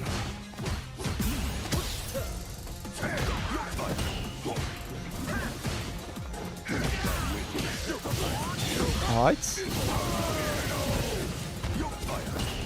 So crazy to see Sim do like 33% off an anti-air. For real. I do think as much as we meme this sentence, he needs it in Field 6, that's part of... Oh, nice punish on the... Oh, come on, could have got more than that. Using him burnout, but not going to play fearfully. Oh. Still going to be very proactive. Yeah, he got to block that drive impact at least. Crimson still on the trying leads. to burn himself out. Oh my god, what's he doing? He was looking for just a big opening. Yep. Something so he could get the knockdown or the throw into that level 2. Alright, let's go. Oh no, the shimmy is going to work again. Killzu got level 3, but okay, he's gonna go for level 3. Which is interesting, right? I feel like in this situation you kind of want to do, backdash level 2 and the next mix kills, but goes for the 3 overheads. Crimson struggling, and the DI is going to close that game number 3. Killzu 1 game away from winning the second World Warrior. Can he do it with Rashid? And it just shows you, no matter how patient you are on defense, you have to be proactive. You have to make the right guess. Hold up. Do you see this? Whoa! Bro, anytime Crimson has a paired character with Sim, what do they have? What kind of move does that character have? G, Laura. The grabs. Yes. Well, let's see that. I never thought in my life I would see Mr. Crimson play Geef. I but swear. Here we are. You know what? Big Bird is saying that Geef is actually annoying for Rashid, so... Interesting. I can see that. He's got really great range on his pokes. Like, he can afford to take a level 2 mix and just hold a couple of throws. Alright. Okay. Big unveiling of Mr. Crimson Zangief. Yeah, it's scary as hell now. You got to... Oh my god! This is as shocking as seeing Robert Downey Jr. come out on stage last night. That's how shocked I am. Oh my god. Crimson is the enemy right now. Coming in, look at how quickly Killzu is walking back to the corner. At least creating some space right now. Now we block those. Okay, we parry those rather. Great with punish. Okay. Ooh. That is going to be the kill. And now Killzu is on tournament point, Logan. One more round for Killzu to take the title today. But got to watch out because that Zangief is definitely a menace. What do you got for us, Crimson? Oof. Great spacing. Killzu with the whiff punish. Killzu coming in as well. We're gonna get the throw and a bit more. Crimson. Oh, it's time to not play. Oh my god, bah! And that's amazing as well because he gets out. Yep, the tornado is gonna be kicked his way, but that's fine. Not even willing to go for a drive reversal there. Gets a reset. Oh my god. No respect from Killzu. Killzu coming in, but 3 bars on Crimson sides. Oh, again, that's whiff punish. That's been so much damage for Killzu. No! A bit too far to get the conversion, and the DI is gonna get the kill. No! He jumped anyway, he's still dead. That is the sloppiest end to a tournament you are gonna see. And my man Logan Sama always keeping it a buck. He was like, this Crimson Geef, he's scrambling for some rounds, couldn't find any. Well done from Kills You on the Rashid. Definitely a character we've seen plenty of, very prominent and very good at controlling the chaos. Yeah, I mean, I haven't seen Kills You specifically like Rashid. Yeah, he actually played Cammy throughout the entire tournament until Grand Finals against Mr. Crimson, and then he busted out the Rashid. So that's what I was mentioning earlier about like the interesting character choices. Not only was Kills You on Rashid, we get to see Mr. Crimson's Zangief. We all know Geef is buff now. And I remember when I watched this, I was like, okay, really, Zangief? Because how do you play Dhalsim and then you play Zangief as a secondary, right? And he had me in the first half. That first round, I was like, you know, I guess all we really need to do is headbutt and stand fierce the Zangief, right? And it worked out well for him, but unfortunately, in the end, Kills You still came through with that Rashid. Yeah, the opposite ends of the spectrum when it comes to characters, right? And Mr. Crimson has always had a very fascinating fighting game mind to me. He very much is quick to implement new strategies and new techniques. Like, he was really one of the first people to use V-Shift in Street Fighter V, right? We saw it at Red Bull Kumite. And here, I mean, it's wild just to see how much his fighting game brain encompasses with going from the Dhalsim to the Zangief. I can understand why. I think the Rashid busted out for the Dhalsim is a pretty good idea, because I imagine stuff like perfect parry. When you perfect parry a long limb from Dhalsim, it could be tough to punish with some other characters, but Rashid has Eagle Spike and different things to kind of get across the screen quickly. So I have to imagine that lend itself in that matchup. And then, yeah, I mean, against the Geef, it just seemed like two people that hadn't really played that matchup that much. Yeah, there's like a lot of scrambling in the end, you know, like if Mr. Crimson had woke up with the level 3 earlier, it would have taken the game. True. But, you know, it was a scramble. They're secondaries. Most definitely, but that's the place to do it, right? They're trying to get their tools as sharpened as possible for anticipation of Capcom Cup. So when they do qualify, if they do qualify, everything looks as strong as they need it to be. So good stuff to Kills You. Let's take a look at the leaderboard and see where France Monaco is at right now. Kusanagi atop the leaderboard, who I believe got 4th in this tournament, so still contributing to their overall lead. Going to be clean at 80 points, with Alphen, who got 7th this week, going to be following, tied with Kills You, who got 1st place and got a big buff to their points. And then we got a Kainu at 5th, Lionheart, Mr. Crimson, RMK Fast, Nassim Claw, all within, 15 points of a Kainu at the 4th spot, right? So the seeding for the finals can definitely be shuffled around plenty, and there's still space for somebody to come in and take one of these 8 spots. Exactly. And we mentioned earlier, this is not the same Kusanagi from the other grand finals that we just watched from Mexico. There are 2 Kusanagis out there, 2 different completely regions. Yeah, 100%. Yeah. And it wasn't some transplant scenario. It wasn't like Drees coming back from the Middle East, right? Starting to compete on the East Coast again. Nothing like that. It was straight up 2 distinct Kusanagis that we've had for some time now. I know we've had the Kusanagi from Mexico for a long, long time.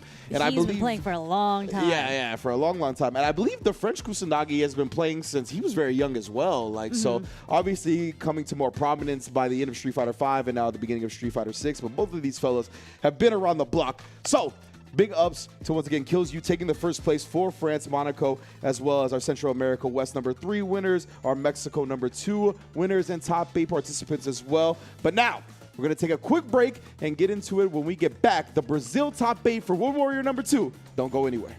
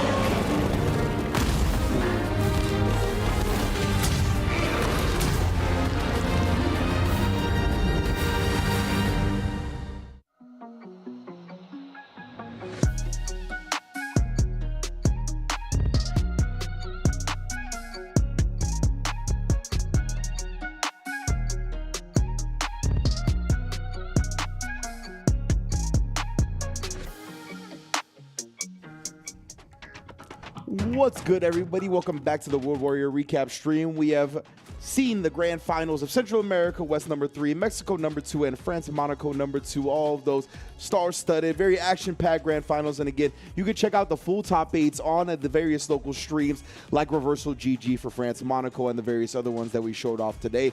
So be sure to keep following along live. But now, me and you get the privilege to commentate over the Brazil number 2 World Warrior top 8. Top 8, the entirety of top 8. So we know the top 8 going in. We have not watched the actual top 8. So I am very excited to see how this plays out. There's so many players in there that I haven't, like, these are Street Fighter 4 players because I came up through Street Fighter 4. Yes. And to see them here, like Hyoma is a legend. Okay, Yomo is a so I wild see name to his see name again. in top 8, and obviously there is a person named Zangief Balado. Yeah. So I'm guessing he's a Zangief player. Oh, yeah. So Zangief with the buffs from season 2, really excited to see how all of this nets out. Yeah, Zangief Balado, I feel like even towards the end of Street Fighter 5 and the last year in this game was doing work on Zangief. Like, you know, when the character didn't have as much love as he's being shown now, to say it that way. And of course, in the losers bracket side of things, we got HK Dash and Ronaldinho, as well as Juninho and Brian Job, I believe it's going to be. So yeah, very excited to see this one. As you mentioned, some familiar faces, some faces I'm not as familiar with, but that's what's dope about these World Warrior streams, right? Getting to see the talent around the globe, and it's cool to see all these regions and keep tabs on them and see the different players come up, because we get to see the forefathers of the regions like the Kiomas go up against the next generation of fighting game players and how they clash. It's one of the great things about fighting games nowadays. Exactly. Like with all the OG veterans coming through, you know, fighting games is one of those special games where you can still be, I'm not going to say old, just older, and still be really, really good at the game, but there's so much new blood here, and the talent is amazing. Like the average level of talent has gotten so high. You really, really have to grind this game out. So I got a question for you. Do you really think that reactions dwindle significantly? Okay, this is something I've answered before, so I have the answer for you. Okay. I do think physically our reactions might get a little slower. Not me though, because my reactions are gone like straight up. But the thing that changes as players get older is their wisdom and their experience. Absolutely. So it's not just pure reactions anymore. It's reading the situation and knowing what to react with, right? 100%. So that gets easier for you as your knowledge grows, as you become a more experienced player. Okay, so you're in the camp that, like, physically we do get the reaction slowed down a Others, little not me, bit. but yeah. Others, normal humans, not not the Canon Award winners, but the experience of the wisdom and the know-how of the situation, right? The familiarity of all the decision-making that your opponent can do kind of makes up for that reaction loss, right? Okay, I could definitely so mess they with still that. got it. Like, we can, from Esports World Cup, like, you saw all the players still reacting to DI. Everyone makes fun of how, there's this group called 30s and older, don't DI me because I can't DI back.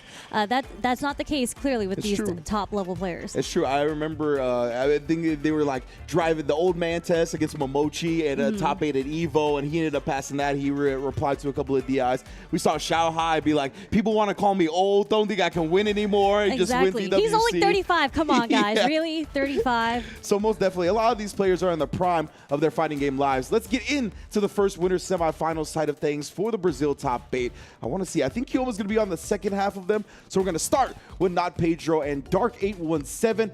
Akuma versus Lily. Ooh, all right. And my man looks ready for battle as well, Yeah. Dark817. Look at this Look pose. at the age difference. Like we were just talking about. We have Holy smokes. Not Pedro is 18 years old going against Dark, 39 years old. And I know Dark because I know him from Street Fighter 5. I'm sure he's played the other Street Fighters. That's right. But he's a G player from Yeah. Street Fighter 5. So really interesting. Here we go with the New Blood versus Old Blood. I'm just going to say he's New Blood because he's 18. But he might have been playing since he was like 10. Who knows? There's a good amount of players like that nowadays, right? I mean, even Xiao Hai said he was playing since he was 6 years old. I've known Super Noon coming to Super Arcade since he was 12 years old. We've seen Noah the Prodigy play since he was 6 or 9 years old, right? So who knows? Not Pedro could have damn near a decade of experience under his belt at 18 years old. But I'm excited to get into this one, most definitely. Again, Dark817 on the other side. He was 21 when Not Pedro was born. That is wild. My man got to go to the bar for the first time when Not Pedro was in the infirmary. That was quick maths because I didn't even look at the difference between the age. But and speaking about the characters, Lily's not necessarily DLC, but she got a good amount of changes in season 2 that it's not that it put her significantly higher, it just made her already good game plan even better.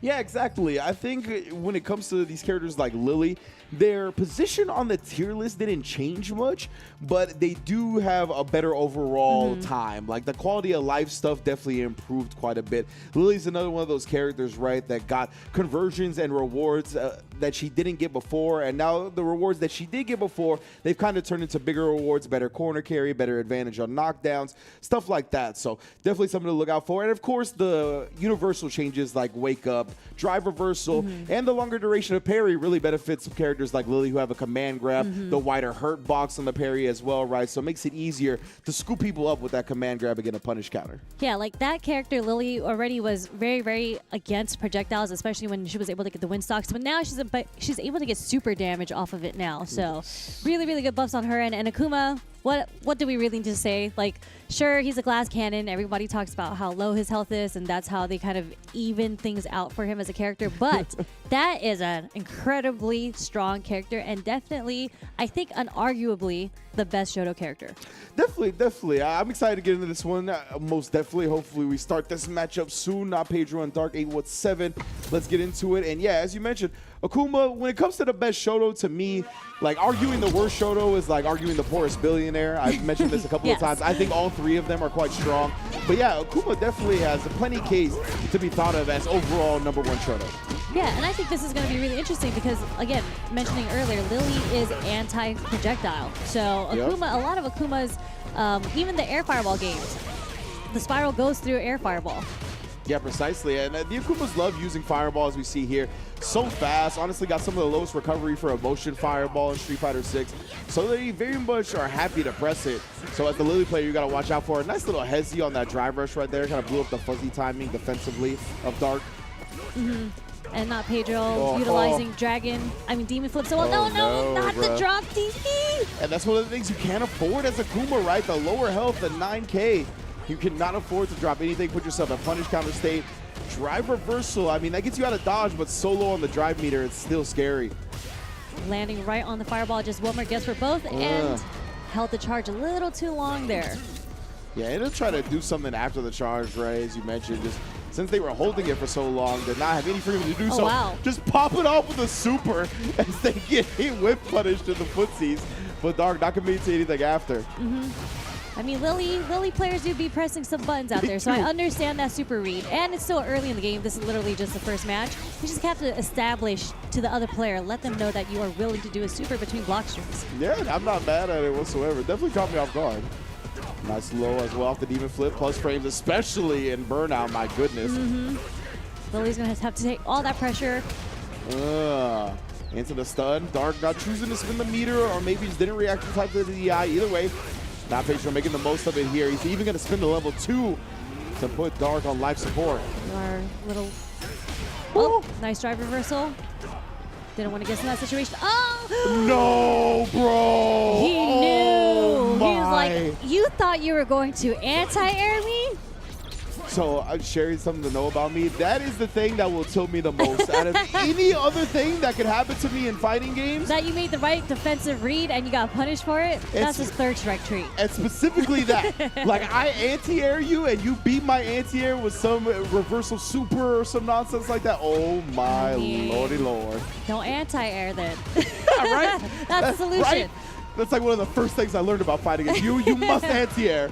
Honestly, if he had done crouched heavy punch there as an anti-air, that he would have lived and then been able to punish the super. Most likely, yeah. I don't think it would have reached high enough to actually get punished by the super. So definitely something to keep in mind if your opponent's got that super locked and loaded. Nice jump out and drive rush in to get the punish on the whiff.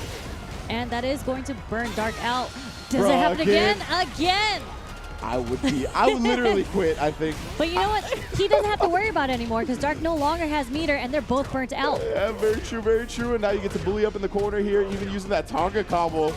Try to catch Pedro flinching. Oh. Didn't get the conversion, but jab is enough.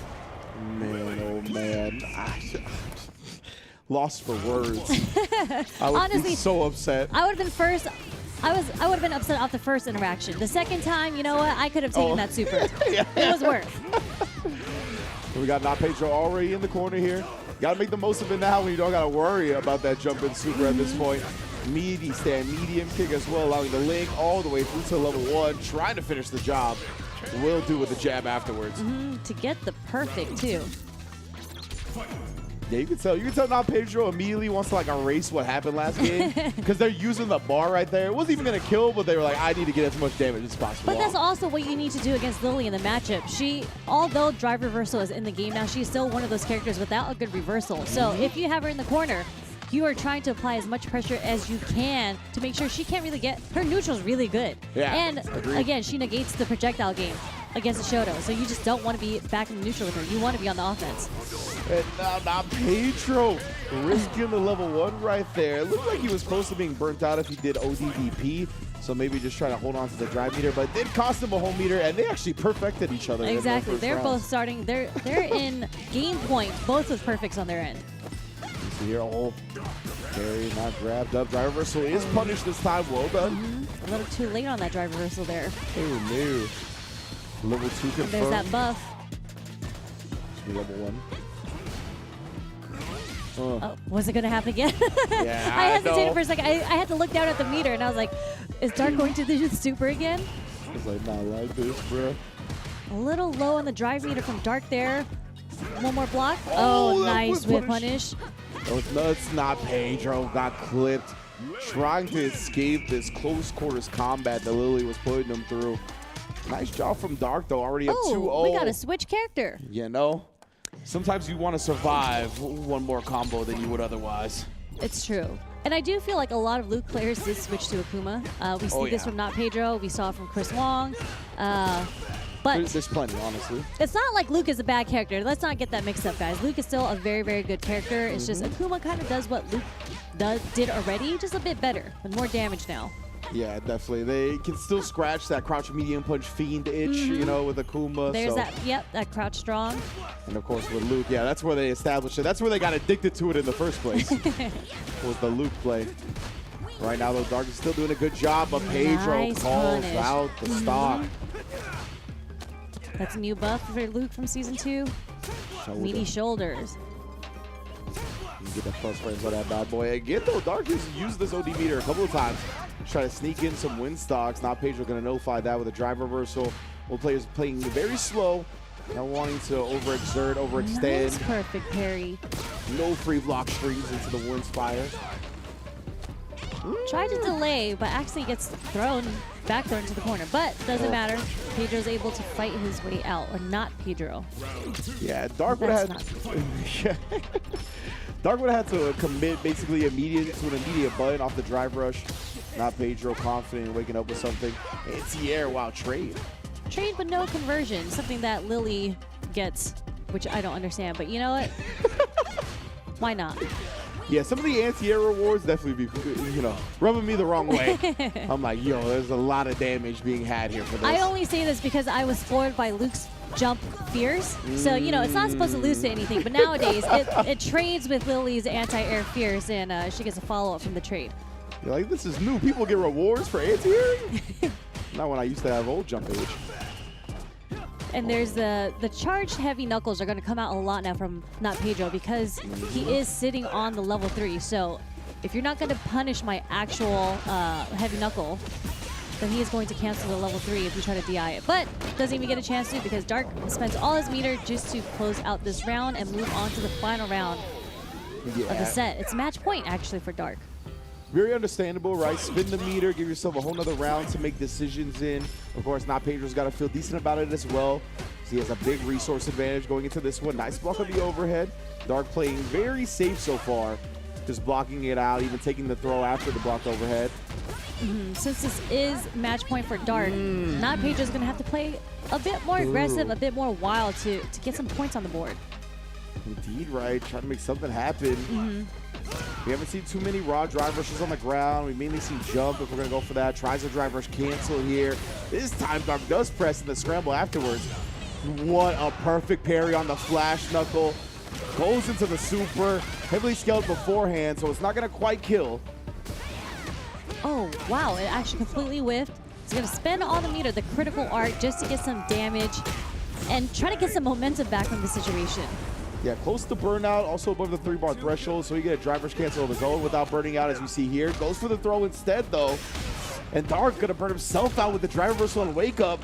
You know, really smart on Dark's end because he was about to get burnt out anyways if he blocked, and that was the only thing he could have done to put him in a positive situation and burn out. It's true.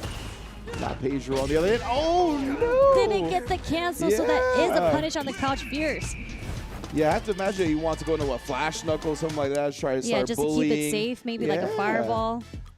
Yeah, because even without charging the HP Flash Knuckle against burnt out, it would have been 0, right? So he could have just went directly into that, not leave a gap for the charge Flash Knuckle, a lot of situations. But as you mentioned, no cancel was found. Put it on a milk card, and then we got Dark taking it 3-0. You know, I actually don't think Dark did any command grabs in that set. Yeah, I saw it. The only one I saw was the punish drive reversal, like when it was on block, That's right. It wasn't like a neutral one. It was just a punish command grab. Yeah, which makes command grab characters so good in this game. Don't look at it. Close your eyes. Close your eyes. It's gonna happen another. There's another one coming. Remember that. I think it's right here too. Is it gonna be after this level 1 where they jump? Okay. Okay, they skipped it for you. They spared me. Production heard you. Thank you, production. We can't have Ringe freaking out over here. Legitimately traumatizing me as I'm trying to commentate. Yeah, there's a beautiful. We saw a driver versus blocked on both sides, right? The players knew how each other was going to get aggressive. We saw great footsies from Dark as well. Lily's got some great buttons. Now even better reward from outspacing her opponent effectively. And then the call out with a perfect parry there to put Not Pedro on life support. Dark just looked really strong, honestly, and like really solid on the Lily. Yeah, really good on the Lily. And again, didn't really have to use command grab at all, but you had the threat of command grab, which makes your opponent hold up a couple times. But next, another command grab character, if not the command grab character. We have Zangief Bolado versus Kioma. Man. And it's going to be another Akuma. Kioma on the Akuma now, which is, I think, is a great choice. Kioma actually played Karin in Street Fighter V, so really, really strong fundamental-based player. It's going to work out really well for Akuma, I'm guessing. Most definitely. Akuma's got tremendous walk speed, right? And that was one of the big things about Karin in Street Fighter V was the fact that she was so mobile on the ground, so quick to be able to manipulate people, bait certain buttons out because of her speed. And then on the other hand, Zangief Bolado rocking the Zangief. We know how dangerous this character is in Season 2. Let's get into the second half of Winter Semifinals. It's going to be a good one. On Akuma health? Yeah. God. Oh, any SPD that hits, just look at that health bar drop into the yellow almost immediately. Definitely not going to be long for this world. Yeah, and this is clearly a character loyalist, a character specialist. We're going to see some wild stuff with Zangief for sure. Most definitely. Got it in the tag, right? That's how you know. Gelling with the character on another level. Kioma's doing a great job so far, though. Just staying patient, staying disciplined, knows if I get reckless, I'll pay for it dearly. Ooh, dearly indeed. That hit, that was, this Stand Fierce is so active. It hit on like the very last frame as a counter hit still. That Stand Fierce, it is outside, let me tell you what. Ooh, and then reaching. Kioma, like you mentioned, a veteran of the game, been teaching a long time now. Level 1 to not give Zangief any chance of coming back in that round. Not at all. He was one guess away from dying. I'm gonna say that. Yeah, exactly, right? Like, bro, I let Geef play again. I guess wrong one time. I could be dead. But yeah, this is kind of the safe place where Kioma wants to play. But Zangiefs are really, really good at closing the distance, especially with moves like that. Wow. Dry rush in this game, the armor on the Stand Fierce. Yeah, like immediate Stand Fierce on that drive rush. Really doing a great job. Now Kioma extending, going with the teleport as well. Just get into a meaty open situation. One more again with the throw. Throw loops, meaties. Okay. Whoa, really late dive kick right there. Hit really low as well. I wonder if that's some type of lariat kind of counter. Or maybe it's just more plus in that situation because it hit so low. True, that is also another benefit for something like that. Definitely better than the dive kick. Oh, just going jump straight in. in. Yikes, Kioma got caught committing some stuff on the ground. Zangief Bolado, just a very fortunate timing on the jump. Yeah, Zangief Bolado is trying to bait something out with those drive rushes in neutral. I'm trying to figure out what it is with the drive rush stampede kick. Oh, the level 3. Straight up. And Kioma was at 100% health, so this can put him at about like 50? Yeah, pretty much half your life. Thanks, bruh.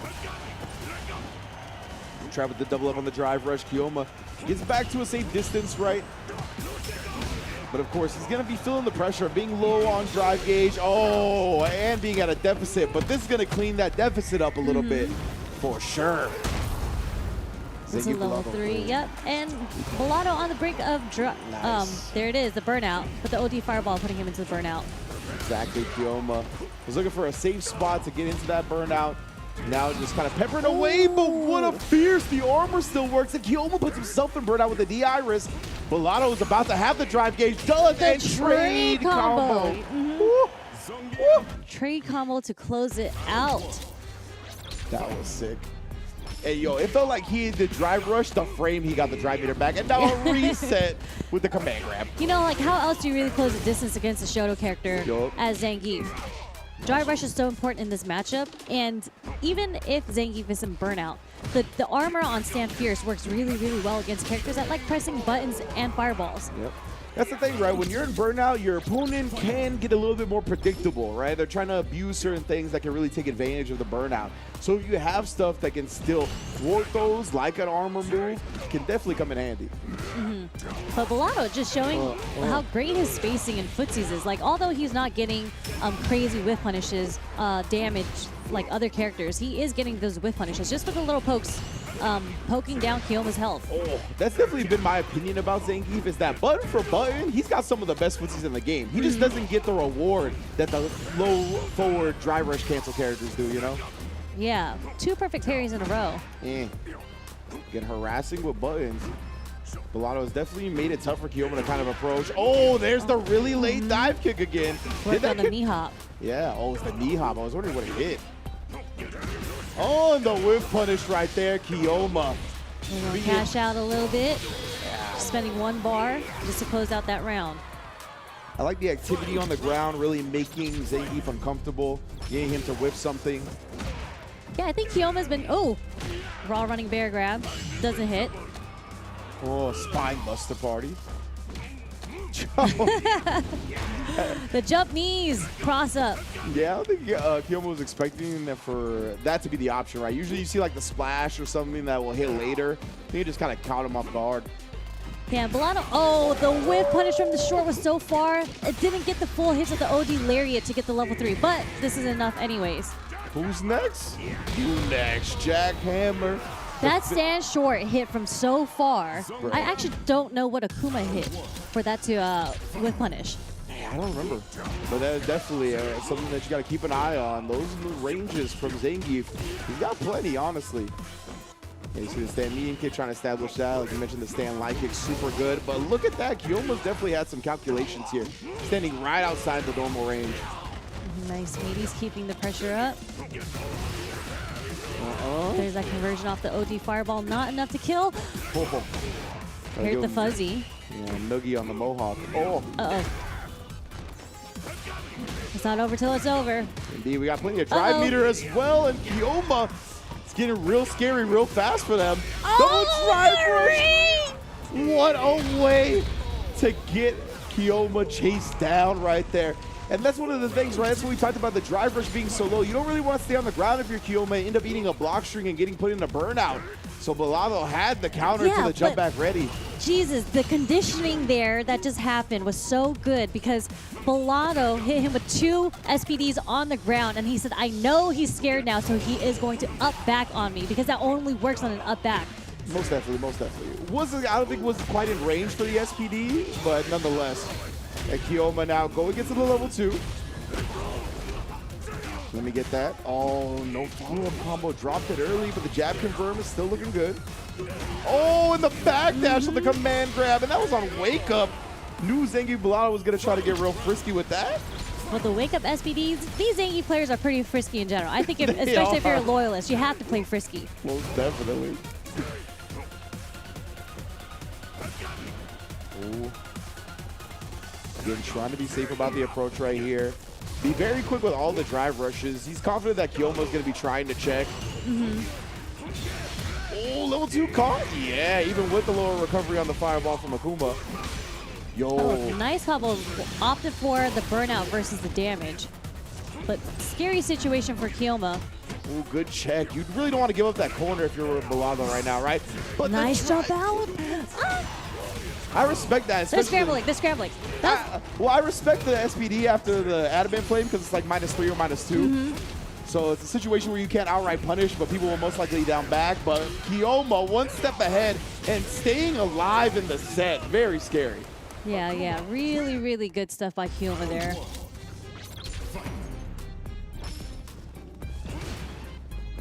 Oh. Playing neutral. Yeah, because both players don't want to commit to anything first. No, no. And wow, the attack on the drive gauge wasn't even going to burn out. Bro, these stand gives are just harassing. Yeah, they also buff on Zangief actually. Oh. Backdash SPD doesn't get the punish with the drive rush. Yeah. There's the jump in. What a timing from below. That 5-hit combo did so much damage. And there's the burnout. Well done. That was such like a classic Street Fighter match right there with Akuma trying to keep Zangief out. Zangief just trying to poke and then walk his way in and eventually get a single jump in. Yeah, exactly right. One fireball gets jumped in and everything goes down. Level 2. Be a good bit of damage, some drive meter damage as well. Yep, this there's time, a follow-up. A clean combo this time. We saw him drop it before. No, still trying to mix it up with these backdash. This time trying to go for a tick command grab. Nice.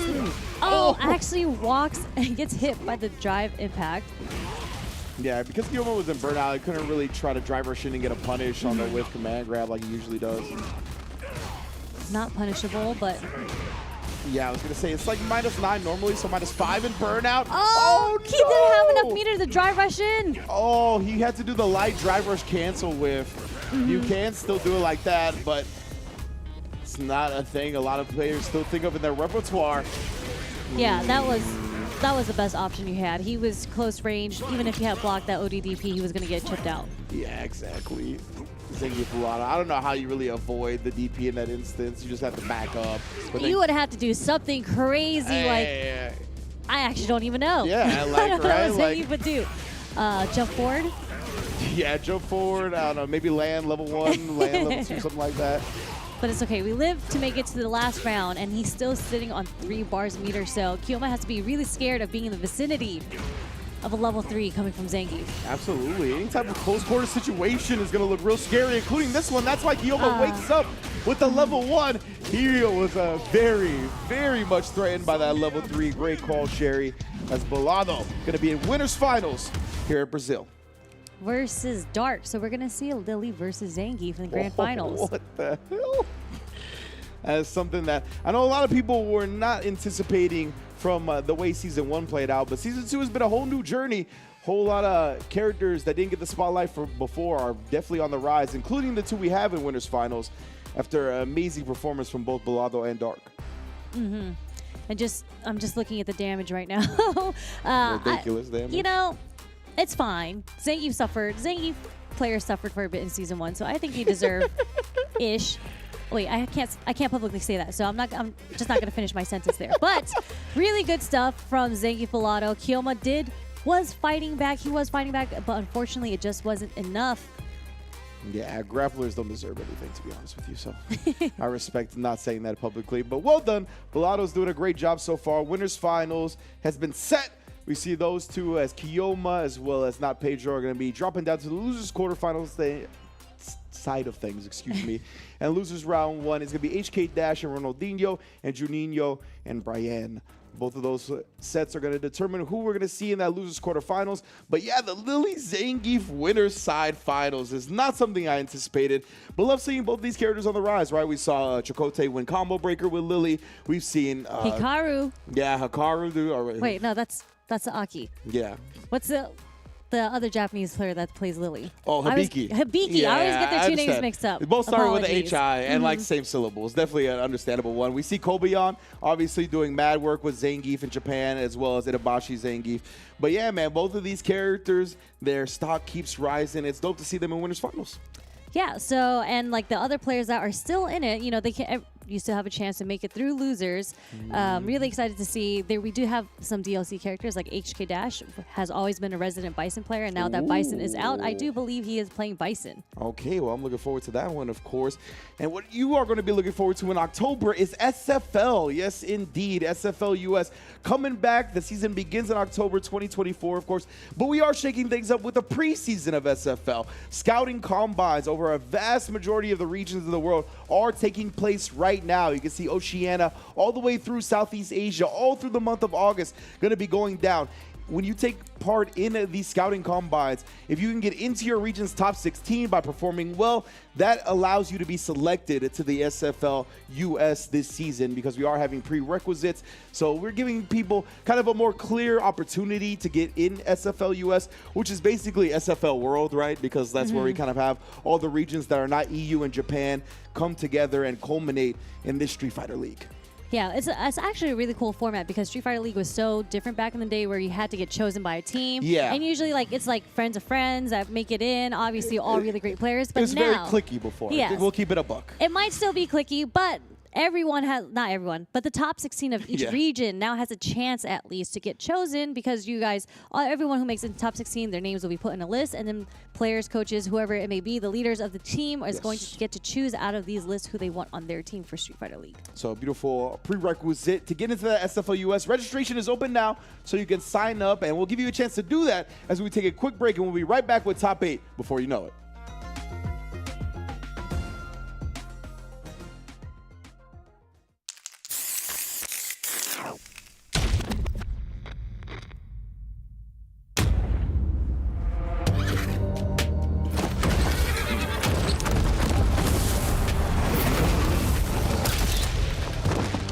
Resemble this man you call Bison. I shall take that name for myself. Interesting.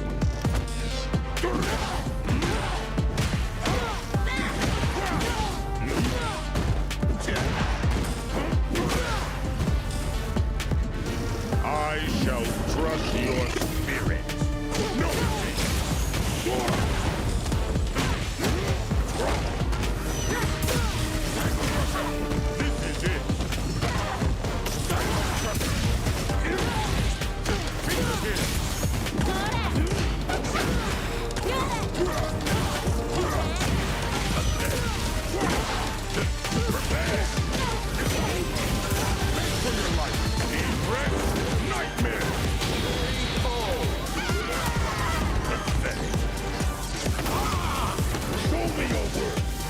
Tame you in due time.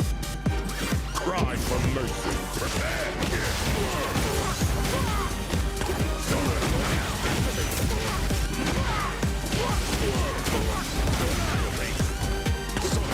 Bravo for your life.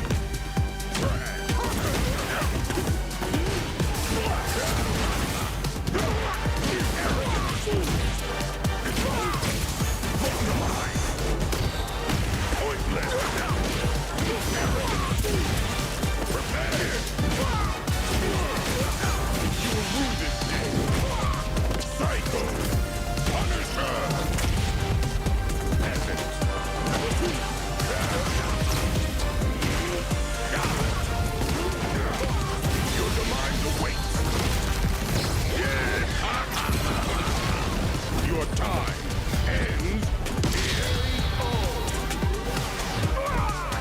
Satisfy my hunger. That is all I need from you.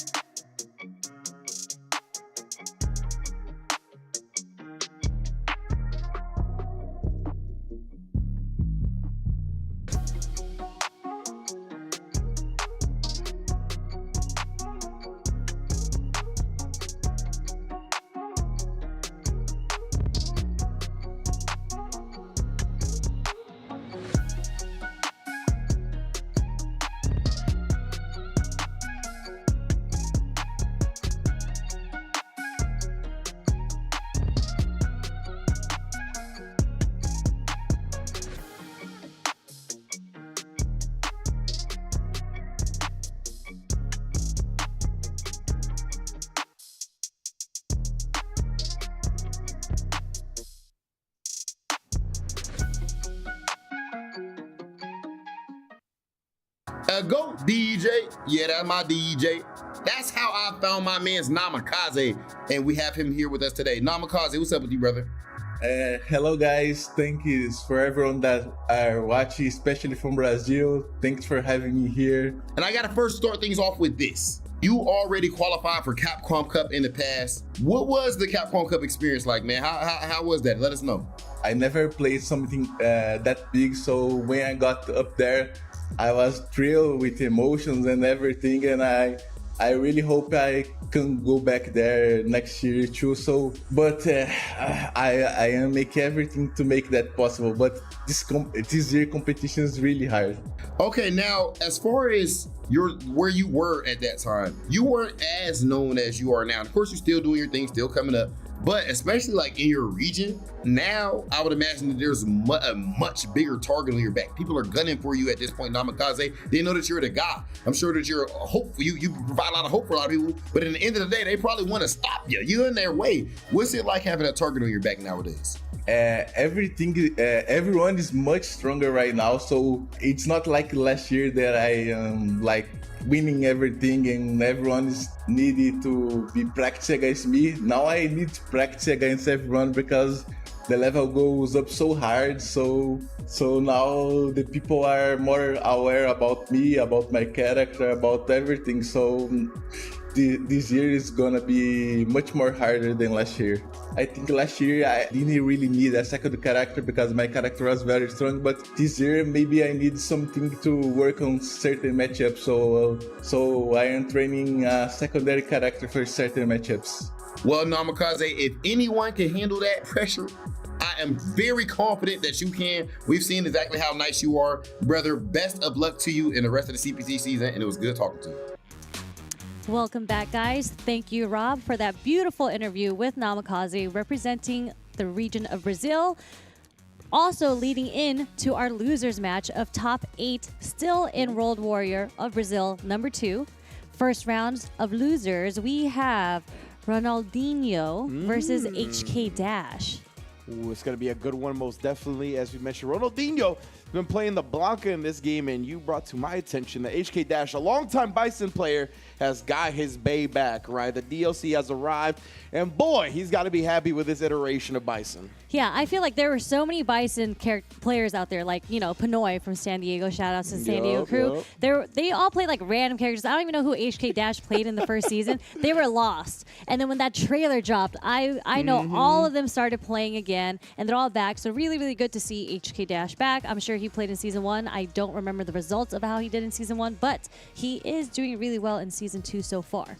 Indeed, right? And it's a big boon. It's a big boost to have your character back, not only because that's what you're familiar with, that's where a lot of your legacy skills are going to translate, but just like the chemistry. Having the character you really want back, I think, really fuels your motivation to play. As you mentioned, right? You saw all these players start grinding it out online. They just wanted to get into the games, get to an advanced state with this character as quickly as possible. So I'm looking forward to this one. Let's get into it. HK Dash versus Ronaldinho, who I believe is still on the Blanca as we see here. I think a character that is also still very dangerous.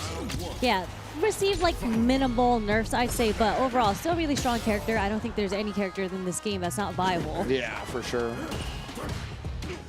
But Ronaldinho, I mentioned earlier to you, Ringe, he was playing Karen in Street Fighter 5. Yeah. Very solid fundamental characters, heavy on the normals.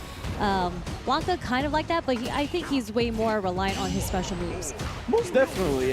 Blanca's got like some shenaniganery to him 100%. Not only with the specials, but the way he can kind of move about on the ground and the way you kind of use some of the ground normals like the stand heavy kick, right? We see like driver stand heavy kick sometimes to try to really get that tip of the extended hitbox. But right now, breaks out the bait on the level 1 and is able to get a little bit of a punish. Yeah, there's like a lot of movement going on from Ronaldinho right now. A lot of hopping, a lot of jumping, a lot of drive rushing and hop throughs. Yeah, let me see. That hop is huge. Definitely a way to kind of just throw visual deception at your opponent. And wow, that's that heavy kick has 9 active frames, but you know? Yeah, it was just a little too early there. Yeah. Rarely do you see that one, at least not trade and just whiff entirely. And then what a bait out to finish it. HK Dash really brought that round back. Yeah, same thing happens. Both whiffed on their anti-airs, but Ronaldinho getting his level 2 started, which is The bane of a lot of players' existence. The level 2 of Blanca. Absolutely right. The Lightning Beast, about to be one of the strongest level 2s in the game. There's the stand heavy kick anti-air and the counter hit. From That's a such a neutral huge jump. reward. Ridiculous, right? From so far away. Like, doesn't have any business anti-air to that range. Nice punish on the whiff. Drive reversal. And Ronaldinho taking the second round. Yeah, looking good. Bouncing back quickly, efficiently. He's going to have another level 2 if he wants it here shortly as well, especially after that throw. Yeah, I feel like there's a lot of scrambling going on, especially in these first 2 rounds, and I kind of have to look up at their health and see who's actually losing and winning in each situation. Right? You can't really tell just by the raw visuals of what's happening to the characters. My man was presenting right there, trying to parry the bomb, but just throws him ahead of time, and then once again baits out another wake-up reversal. Ronaldinho. This is going to burn Ronaldinho out. Really strong situation for HK Dash, but Ronaldinho, level 2, ready. Also with critical art, so I want to see where he wants to spend his meter. How does he want to bring down HK Dash's life bar? We're going to go with the level 2 option. Yeah, just going to go into the raw level 2 in the neutral, make HK Dash pause a little bit. Yeah, and this is going to give him enough time, enough offensive time to build his drive meter back, get out of burnout. Still has a little level 2 left. Ooh, it actually sneaks in the drive impact. Has a level 1 for the follow-up as well. Won't be able to kill. They'll get close, yeah. Yep. One more guess for both. Nice drive reversal. Just get the pressure off. Oh, takes the rest of the drive meter away as well. HK Dash, he doesn't have any meter, but wow. No fear, no meter, no fear. Just goes on in with the Devil's Reverse. You know, it's pretty hard to anti Devil's Reverse, so I get it. It is. And that was like such a high, like adrenaline situation. Yes. You're trying to look out what to be ready for. It could have been a Cycle Crusher. Yeah, very tense. A lot of visual trickery with Bison in general, and the fact that he's a very new character, right? You haven't built in that visual memory and that muscle memory in dealing with certain options. Oh, get off me. Level 1 wake up does work out this time as Ronaldinho tried to implement the throw loop. And baiting out the anti-air, but you know, you don't really get punished for it, so not a bad option. But when the anti-air from Blanca does hit, you do lose 30% of your health. Yeah, exactly right. That's why you saw Ronaldinho was comfortable pressing the stand heavy kick as soon as you saw HK Dash take to the skies. Because as you mentioned, it's still difficult to whiff punish if it does whiff. Yeah, that was like 3 counter hits in a row. We are pressing some buttons right now. And we're waking up with OD Blanca ball as well. Ronaldinho is outside. Look at this activity on activity. We'll switch to the parry now if all the other options don't work. Lightning Beast to get the corner for himself. Don't tech the throw. Don't tech the throw. Oh, tech the non-existent throw. Grabbing nothing but oxygen. Help me, please. One more guess. Okay, 2 more guesses now. That actually anti-aired? The crouch heavy punch. So I think crouch heavy punch is a good anti-air, but it does lack a good cross-up hitbox. Yeah. So luckily, since Bison was in the corner, I guess, then it worked out. It worked out? Yeah, I was surprised that it didn't lose with that jump in. Yeah, it did look funky, though, for sure. Bombed up. Oh, no anti-air this time. There's the crouch heavy. Nice conversion off the stand roundhouse. Those are some plus frames. Something that's pretty special to Bison, being so plus on normals. Yeah, for real, though. I was like, damn. I was surprised they gave him the knee back from 5. The plus frame knee. And his fierce. Yeah, he has fierce plus as well, which is definitely not a common occurrence in this game. A lot of the time, if you do have a plus frame, but it's reserved to like a stand medium punch or a crouch medium punch. And you're negative on everything else. Yeah, exactly. Not a lot of plus heavies in this game whatsoever. Yeah, that trade with Devil's Reverse actually knocked down Ronaldinho. Just wasn't able to get the conversion off the trade anti-air. Wow, and now we're seeing the Cycle Crusher anti-air as well. Strong There's option. the conversion for that one. Yeah, the trades rewards. There's just no fear right now. Like, Ronaldinho is either holding forward or he's hopping forward or he's dry rushing forward. Yeah, we even saw a slide right there, again, neutral jump. Like, anytime a forward advancing hitbox, he's trying it. But HK Dash is prepared for every answer. Yeah, this is, you know, looking at the scoreboard right now, we're 2-0. This is match point for HK Dash. Yeah, didn't get the medium link that he was most likely looking for after the drive rush light. Yeah, these have been some really volatile rounds so far. Nice anti-air OD Cycle Crusher. Gets him out of the corner, too. Yeah, that's a great point. Providing some breathing room, letting them get back to the neutral, play a little bit more on even ground. Ronaldinho, though, try to take that away. Nice jump back. That's what you got to do as Bison when we talked about the cross-up angles because of the weakness of crouch heavy. That actually punish countered. Just a quick side switch with the OD with stomp. the OD stomp. I didn't even think about using that as a side switch. That was really cool. Oh no, the drive rush. Man, went a little bit too far that time. It was way too fast, way too far. Like, had the right answer for the neutral jump, but because it was so fast, his anti-air actually whiffed. We seen it from the trailer, right? We were timing Bison's 40-yard dash speed as soon as we saw him.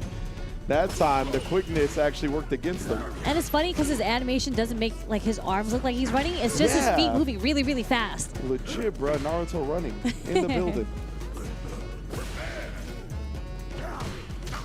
And now, obviously, it's a very high-tense moment.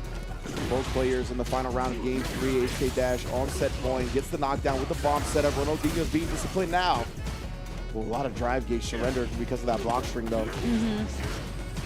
He's putting Ronaldinho in the orange right now, and he used the OD ball to burn himself out, and he has no meter. Yeah, okay. He might live here from this level 3 because it just barely went into the yellow. If he lives now, he's not living through the next sequence. I'm going to tell you that. Yeah, exactly. And HK Dash, he could have killed in that last combo, but instead, the OD Psycho Crusher finishes the job and finishes the entire set 3-0. Very, very convincing. First match in losers round 1. Congrats to HK Dash. He's going to move forward, and I believe he's playing not Pedro. Yeah, yes, I believe that is correct. And it looked like to me, HK Dash definitely looked comfortable on the Bison. As you mentioned, longtime Bison player, felt right at home. While on the other end, Ronaldinho looked like he wanted to do anything but play against Bison, right? He was like, I'm not trying to block it out. I'm not trying to figure out how you're going to go about your offense. He was really just betting on defensive choices that would hopefully turn the momentum around, bring him to the offensive side of everything. But honestly, HK Dash just played so well and so disciplined that he didn't get a lot of those opportunities. Yeah, and they were very, very, very volatile rounds. Like, there was not a moment of slowness, really. They weren't feeling each other out. They were going in on each other, and, it just seems like HK Dash was able to win all of those scrambles. Yeah, and I mean, winning those scrambles when you're Bison, right? When you get such a big reward from a lot of those scramble situations, it really makes the opponent, I think, get frustrated a little bit more quickly, a little bit more easily than in other scenarios here. Again, we saw that, right? Just chipping away at the drive meter till Ronaldinho actually burnt himself out from that last OD gambit. But before that, like 4 bars damn near was shaved from the different block strings that we saw from HK Dash. So great job. Just the meter management in general, the pressure from the Bison. So he will actually be facing Kioma in losers quarterfinals. Then we got Not Pedro waiting the winner of our next match, which is going to be Juninho versus Brian. Yes, and we're looking at DJ, another DJ, not Namikaze, but another Brazilian DJ from Brian Job. And then we have Juninho, who we've seen before. He actually qualified for Capcom last year too. Yeah. On the Luke still has not switched over to the superior shoulder that all the other Lukes have done. So shout outs to Juninho Ross being a character loyalist. I get you, man. You get him? I get him. You're staying with the Luke? I'm not saying anything. I'm just saying I get him is all I'm saying. Oh man. All right, let's get into the match. I definitely wish the camera was on us when I asked if she's staying with the Luke. Oh man, that was good stuff. The hesitation told me all I needed to know. But for now, Juninho is looking for the Luke to get the job done here. And this is another character that I think some people have kind of leaned away from in DJ, right? We've seen the likes of Fudo go towards the Ed rather than the DJ. But this character still has massive damage, and we still see plenty of people doing work with it, like Jen. Obviously, EWC did pretty well with it as well. Yeah, like not too much has actually changed from the gameplay of DJ. They just they nerfed his damage. Yeah. Although we have already, like, there were some clips that we've seen earlier where, like, if you still wake up ODDP or reversal, whatever it may be, and he blocks it, and you have maybe 45% health, you're still going to die.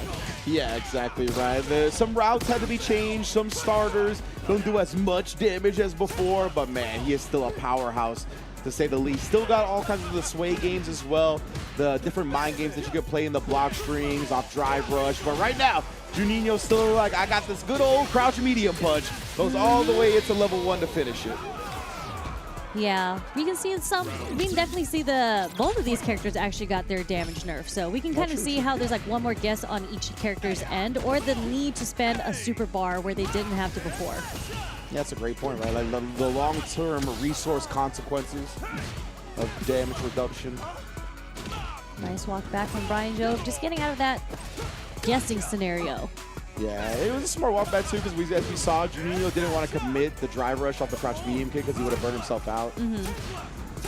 So yeah, definitely a smart time to walk back when your opponent has less than 3 meters. But Juninho is just chipping away at the drive bar right now. Yo, and actually just parrying after the crouch fears. Oh wow, nice anti-air, not with the normal, but with the actual up kicks. Had the charge ready. Wow. Both drive rush trades. Yeah, started the drive rush after the Luke as well, but because of the speed of DJ and the fact that he went with jab against the medium, safely traded. No conversion off the counter strong, but we're going to get this one with the punish counter into the level 3. No, one more guess. Yeah, he's getting a little too stand medium kick happy, to be honest. Oh, and the parry attempt after the air tech. Oh, man, that was actually such a quick burnout. But he is in critical art level. Tried to get the shimmy. Yeah, Brian Jove did not take a bite. What a beautiful anti-air on the neutral jump. Incredible right there. Now reacting to the tap parry, the DI not close enough to the corner. Oh my goodness, this is scary. Got his meter back. Just one more hit from both, actually. The neutral jump again, trying to base something out. The trade, you don't got a lot of time to work with now either. Juninho trying to make something happen and inch forward only to get caught by the crouch medium kick of DJ. Yeah, so fast that crouch medium kick. But they're both sitting on 3 bars now. Ooh. So both of them are about to shell out a lot of damage for this game. Game point right now for both. Yeah, fully loaded on the resources, most def. But yeah, look at he was trying to impose his will a little bit, but instead wakes up with the entirety of the meter, all 3 levels, to make sure Juninho remembers this one. Yeah, don't try to dry rush overhead me. I'm gonna check it with my super. Yeah, straight up. Just one more block from being burnt out. Juninho's trying to get some distance. There's that jump. Fierce is gonna connect. Is he gonna try to go for the level 3? Yep. Yeah. Not on the brink of, not burnt out yet, but on the brink of burnout. I really liked Brian's discipline and patience when Juninho was low on the drive meter as well, but Juninho found the opening regardless. And now, wow. Monkey flip, brings it back to the corner. Oh, but tried to go for the sunrise heel, I believe, for some plus frames. A little bit too long a startup, but you know those Lukes is pressing the crouch medium punch, even to this day. Indeed mashing that crouch strong. Don't let that gap live. Don't let the gap be 6 frames or more. As that crouch medium punch is coming. Nice, perfect parry. Oh, no throw into the corner, but we're going to get the side switched into the meaty setup. Oh, I thought that was going to be a whip punch as well, but look at all these parries after the block buttons. We got a lot of perfect parries going on. Delayed crouch jab. We are harassing right now with that crouch strong. Yes, the back-to-back right there. Very common strat, honestly. People like to get frisky in this game with a whiff button and just go into another one in case you're late on your whiff punish. Yep, every single time so far, Juninho's been trying to go for that overhead. It's been checked every single time with a wake-up. And now we're in the corner. We got to be scared of that DI. Are you going to be ready with that level 1? Oh, yeah. Brian's trying to be safe about his pressure. Great job just waiting after the tech throw as well. Yeah, really, really good spacing. Just making sure he was in the correct range to anti-air him appropriately. I don't blame Juninho for jumping either. People love throwing projectiles. I will never blame someone for trying to jump out of the corner in this game. Left standing, yeah, for the back throw. Very smart. Just playing for the screen position. So next hit, a lot of damage is coming. That level 3 is right there. Yeah, you dead now, right? Oh, you dead now, bro. Oh. We didn't get the level 3 out, but we still didn't get the level 3 out. Indeed, and Juninho's honestly got a big opportunity here, but gets caught moving. Perhaps trying to walk back after that whiff. Again, that crouching medium kick, such a good closeout button because it's not like you can punish it and then you get a knockdown from it. Yeah. Again, just harassing. Trying to stay safe. See, look how much respect they show each other for the ability to check drive rushes. Going with drive rush, stay medium kick. Not even going to get much off of that from that distance. Yeah. Juninho fighting with Sandblast to get out of the corner right now. Brian Jove has been doing a really good job walking him into the corner and keeping him there. And he's doing his best to kind of maintain this screen advantage. Just paid for it with a decent amount of his life, though. Ooh. Oh, no. Didn't mean to back throw him there, but... Yeah, it was one of those panicky situations where... Oh, no. Didn't he miss the input for the crouch fierce? Speaking of panicky situations. Now Brian's going to have a world of opportunity, though. Oh, no. Again, right after the tech throw this time. Brian taking to the sky. Are we ready this time? We're going to go for the jump again. Okay, we're going to go for double jump. Are we going to go super? No, not yet. But he does get his meter back. Indeed, another back throw as well. If the drivers cancel pressure, put himself in a burnout real quick, and then DI commitment. Great call out from Juninho. Yeah, when your opponent is burnt out, DI is usually coming your way. You really have to be ready with that to do some sort of like short normal, like a light normal, and to cancel into a super. That's the only way to beat it once you're in burnout. Precisely. D once again on the air slasher, and then times the jump perfectly, left him standing. Try to go low. I've definitely been looking for throw primarily after that. But that was when his back was in the corner. This was when he had his opponent's back in the corner. Okay, keeping him in the corner again. With the side switch. Ooh! Reaching, doing some teaching, quick little machine gun funk. Nice anti-air on the neutral jump. Just keeping that plus frame pressure on. Yeah, tech for his life right there. Juninho able to still live in this round. Ah! There it is, ready with the anti-air. Little too air happy right there. Neutral jump and the forward jump. Trying to catch Brian committing to some type of follow-up on the first neutral jump. I think Juninho might need to start switching it up. Instead of trying to jump, maybe he'll be able to sneak in a raw drive rush, since it's clear that Brian Jobe is looking for that jump. Well, it's definitely a strat to kind of pivot to. If you notice your opponent is doing a real good job focusing on the air game. Can't focus on everything, you know? 100%. As we can see, Juninho still focused on the ground game here. First, the parry on the drive rush, then the raw check. Two great answers to the ground options of Brian. And we are going to cash out just to get the huge life lead that we have right now, but never count DJ out. He is sitting on that critical arc. Yeah, exactly, with the CA damage. That could have been it. Juninho, though, didn't believe in it fully. That's all right. Run it right back to the kids that missed it the first time. He still believes in the crouch strong, and that second one is going to close out that game. 2-1 Juninho. I feel Luke's definitely got a lot of faith in the crouch medium play. That's where they go to church on Sunday. The Church of Crouch Medium. It's done us so much. It's got us this far. All the sins it's absorbed over the years. You kind of see Juninho Ross is playing a bit more aggressive now. A lot more drive rushing and just a lot more button pressing.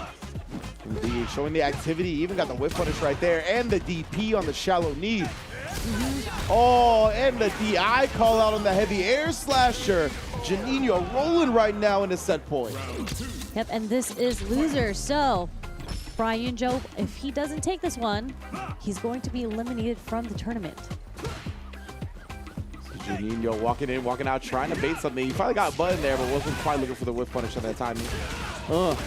First wake up ODDP from Juninho Ross. Back throw into the corner. There's that crouch strong. 3 of them, 4 of them, 5 of them. I respect the 6th one eventually came. I respected him waiting for the 6th one for quite some time, though.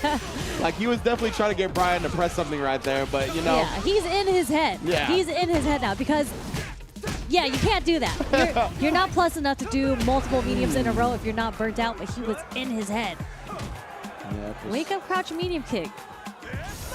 You know? He's probably trying to catch him, trying to shimmy him, but just a crouch jab for the whiff punish on the crouch medium kick, and Juninho Ross advances, and then he's the one who gets to play, not Pedro. Advancing in the bracket through losers. Very sick stuff. Well done from Juninho, just looking solid on the Luke play from beginning to AUC. Yeah, we're going to see that a whole lot. The crouch strong starter. That's just how it gets done. The button did get some changes, normalized a little bit, but definitely still really, really strong. Obviously still maintains this +1 advantage as well. But as you mentioned, it's a 6-frame startup, so it's still a 5-frame gap if you just do it back-to-back like that, right? So you can definitely press in between for those at home that might be getting abused by the stand or crouch medium punch, excuse me. Yeah, I just felt like at that very last round, he was just in Brian Jobe's head where he forced him, for some reason, I like need to watch the replay and see kind of how he set that mentality up to make him not press a light against him after blocking so many crouch strongs. Yeah, that's the thing. It can be a bit dangerous in this game, right? When you want to press your reversal light because your opponent is either using a gap that's too big or using some type of minus normal. Usually that's like the spacing trap scenario of it, right? And it might have been in certain ranges where the back-to-back crouch medium punches were out spacing the lights. But yeah, as you mentioned, like you could also find a timing where you just counter poke the incoming hitbox of the crouch medium punch, right? So I would have liked to at least seen that tried from Brian, but instead, you know, it's scary. You obviously see how much you explode when getting hit by that crouch medium punch. But yeah, you got to do it, man. You can't get bullied up. Yeah, definitely. And moving on from top 8, right before we go into that, we're going to talk about the World Warriors that are happening right now. Talk to me, Sherry. Because all you got to do is go to capcom.us/WWT. I was going to say T4. 24 to sign up and for more information, because the regionals, there's a whole bunch of regions that are having World Warrior now, and it's not too late. Some, like US West, we're still on our first phase of the World Warrior. So it's not too late to get your points, and 2 people coming from each World Warrior is going to qualify into Capcom Cup 11, taking place in Japan of 2025. Indeed, indeed. That's going to be a great one for sure. I like it, you know, us as commentators, we got to deal with mix-ups too. Like in our minds, sometimes we're reading something and all of a sudden 2 different outcomes come into your mind, and you got to pick one and stick to it, or it gets real scary. Because I know I would have said 24, like with the start. I was like T4. That's not right. No, 24. Yeah, there's a lot of rumbling and mumble jumbling in our heads, and we just have to decipher all of that to get the right information to you guys watching. Legit happens to us all the time. So while we get our collective minds together, we're going to take a quick break, give you a chance to check out the World Warriors for your various regions, check out the SFL because registration is open right now for the combines as well, and we'll be right back with more Losers Bracket action.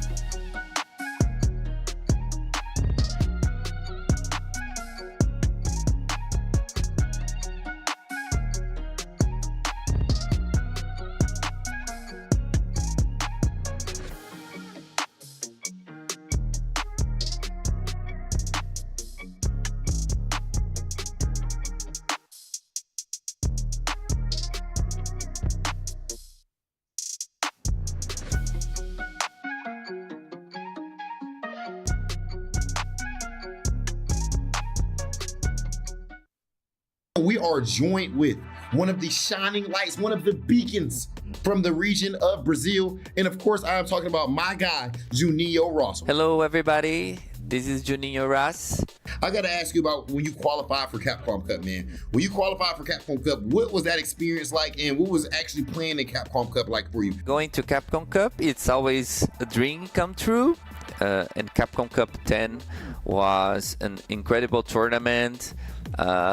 They treated us very well. The hotel is incredible. So if everybody wants to turn it into a pro player, Capcom is supporting us. It's incredible to play in Capcom Cup 10.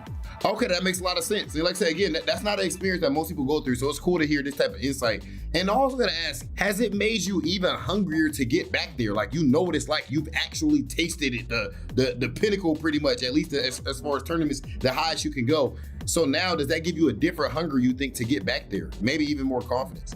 One thing is playing online where you're at your home, but another thing is playing offline. So you need to be prepared to play offline. So, and the bigger the event, the harder it is to play. So you start playing at your friend's house, so it's you two, then you make a little tournament at the locals, then you go to the big tournament, then you go to your country tournament, and then you go to international tournament that is Capcom Cup. There are thousands, literally thousands of people, all your country is watching you. So we can get very nervous if we're not accustomed to the situation. And now I played Evo, so I got on the stage, so I'm getting accustomed to play in front of huge audiences. But yes, it is different from playing online. It's very cool, very nice to play in front of great audiences. Okay, and finally, switching things up a little bit, I want to take it to the character side of things. You know, at the end of the day, we Street Fighter purists out here, Juninho. Luke is very controversial in the world of Street Fighter right now. We see a lot of tweets and all of that, people on both sides of the fence. So what is it that makes you specifically stick to using Luke, and how are you able to find so much success? Like, what strategies are leading to your success with the character? Right now, most players will put in the mid-tier section of the game. And we are mid-season. I am fighting the World Warrior. So in these first World Warriors, I am going with the character that I am most used to. However, if I really want to win the international championships, I must put another character in use, a top tier character. Juninho dropping some gems for y'all right there, dropping some game, put some game to up your game. Appreciate you, brother. Always a pleasure talking to you. And Juninho, best of luck with the rest of the CPT season.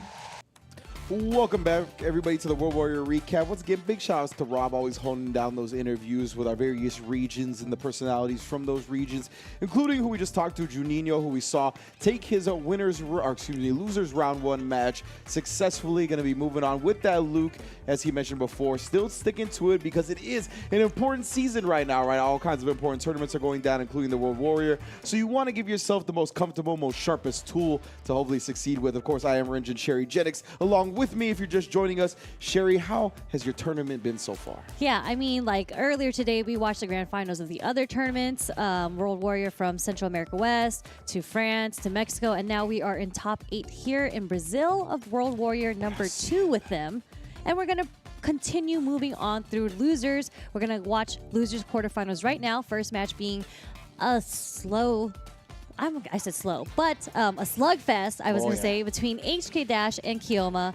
These are two players that have been around for a minute here because I've known both of these players from the Street Fighter 4 days. Kioma used to be an Able player, the pioneer of Able back in the day. We would watch his tech and right when YouTube had first launched. That's how old we are, yes.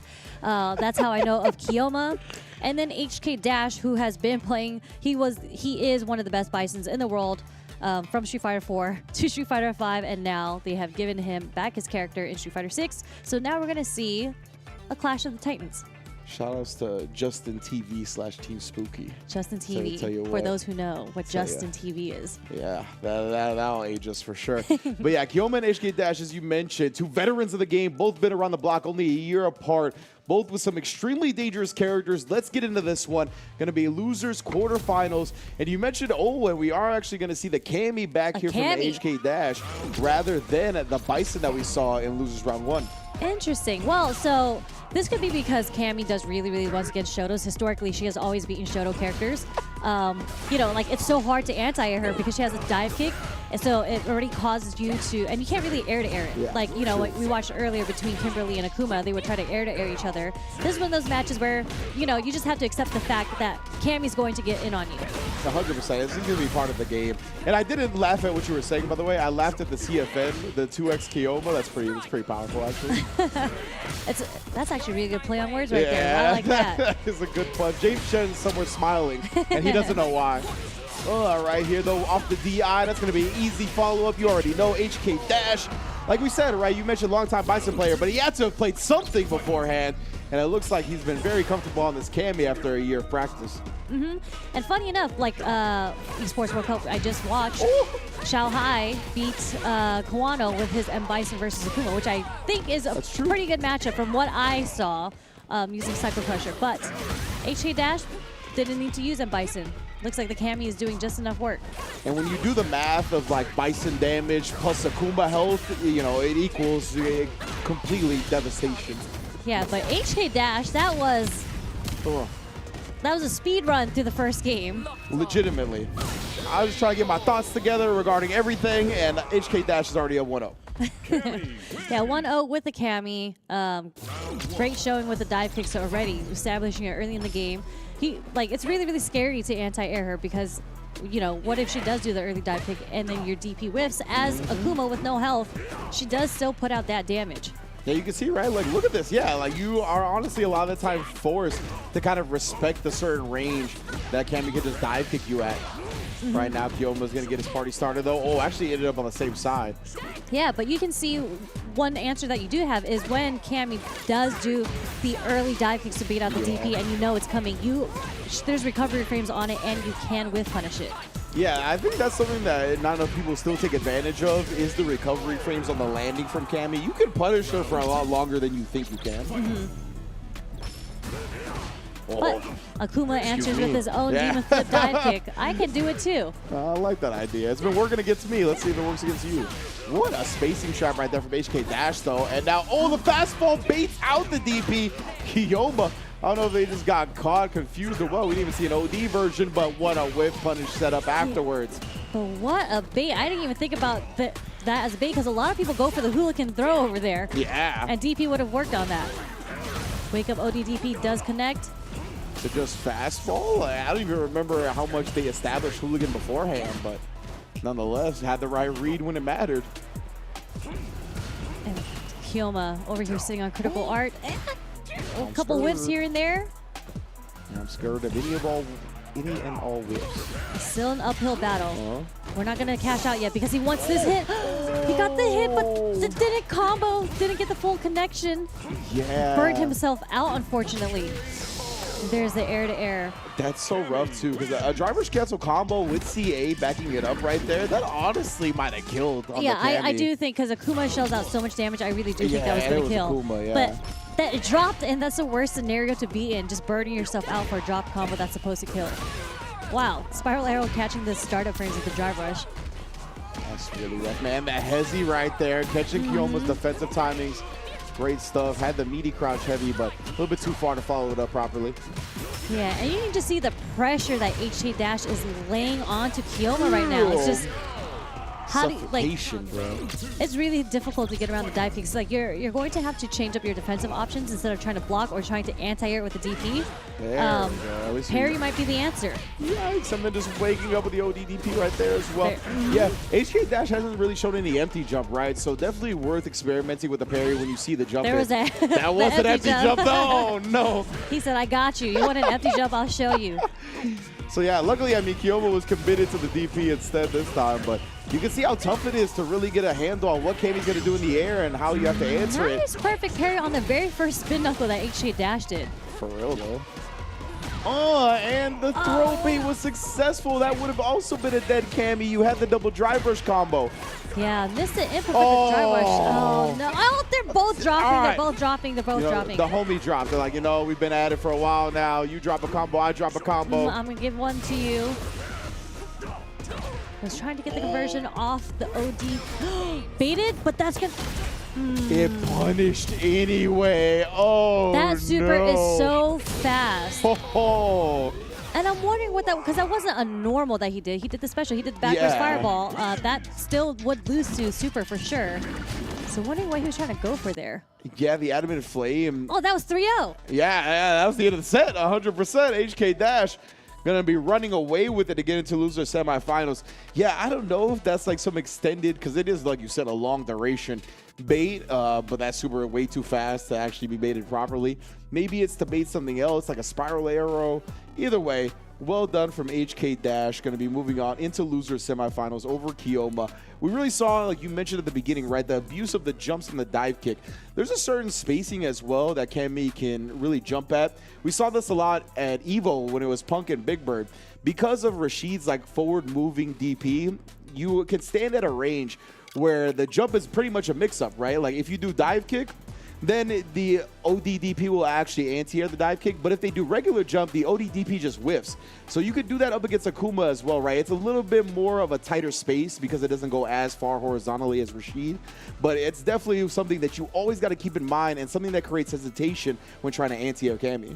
Yeah, so being on the receiving end of that as a Shoto, I kind of removed that as an option. Anti-airing Cammy, if you get it, that's like really, really plus. But yeah, just anti-airing is kind of out of the question there. You really have to focus on the ground game, where Cammy does do well on the ground game, but they did nerf Spin Knuckle just to help out Fireball characters. They nerfed up the invincibility frames on projectiles in the beginning, so you really have to do it early in order to get through the projectiles now. Yes, indeed. So big ups to HK Dash, as we said, ran away with that one. And next up, it's going to be Not Pedro versus Juninho Ross. Going at the Akuma, bringing back to the stage once again up against the Luke. Yeah, another, let's just say, kind of a big age difference there. This is what we like to see. This is, Not Pedro out here representing the teens out here, and then Juninho Ross representing us in the 30s. Let's go. Literally twice the age of Pedro. Like straight up just a quick little ×2 right there. We'll see if experience plays the key factor today or if Not Pedro has enough under his belt to bring it home. Let's get into it. Not Pedro on the Akuma going up against Juninho. Sticking to the Luke for now, as we heard in the interview with Rob TV, right? Just wants to be as comfortable as possible in these important tournaments like the World Warriors. So the Luke is the thing that's going to get the business done. Yeah, for sure. And some people, there's like an argument, really a debate, I'd say, not an argument, about whether or not Luke is considered a Shoto. Yeah, I call it a debate as well. I'd say he's still a Shoto, so I will say that this is a battle of the classic Shotos. Yeah, I'm with you. He's Shoto enough for me to call this a Shoto battle. Oh, that would have been 6 feet under, but Not Pedro. The driver's cancel didn't come out. Juninho! Both with their own, just a bunch of DPs across the screen, whether it is on Wake Up or as an anti-air. But that last OD DP kind of sealed the deal for Juninho there. He burnt himself out and put himself in chip range. That was violence. Do we have like parental advisory on the stream? That was gruesome stuff right there. The OD DP is just flying. Yeah, but really good situational awareness there on Juninho. Something that does happen as Akuma, if you do his regular roundhouse and it's a double hitting one, you can low profile the second hit and get a full punish counter, but you have to be ready because the recovery is not as long as you think it would be for a heavy. 100%. Like, you duck that second hit, you got to have a button immediately, or else Akuma will have been recovered already. And as we've seen, Juninho, the demon, the dash up demon. Oh my goodness. I was like, wow, he didn't confirm until the driver's cancel. That's why. He was scheming on a raging demon the whole time. Yeah, kind of schemed. Definitely schemed. Got hit by the crouch strong and just did a dash up demon. But you know what? That was the first game. Everyone's going to get command grabbed in the first game, right? For sure. But will it happen again? That's what I want to see. We'll see. He has to be in the critical arc form in order to get that demon. I'm so glad you brought that up. I was just going to bring up the same thing. Yeah, if you're new to watching Street Fighter 6, you don't know how Akuma quite works in this game. Yeah, he only has access when he's in CA. So it's not a guarantee, even when he has level 3, that we're going to see the demon. Oh, meaty overhead for the combo. You love it. For the conversion there. Just, that doesn't work anymore. Yeah.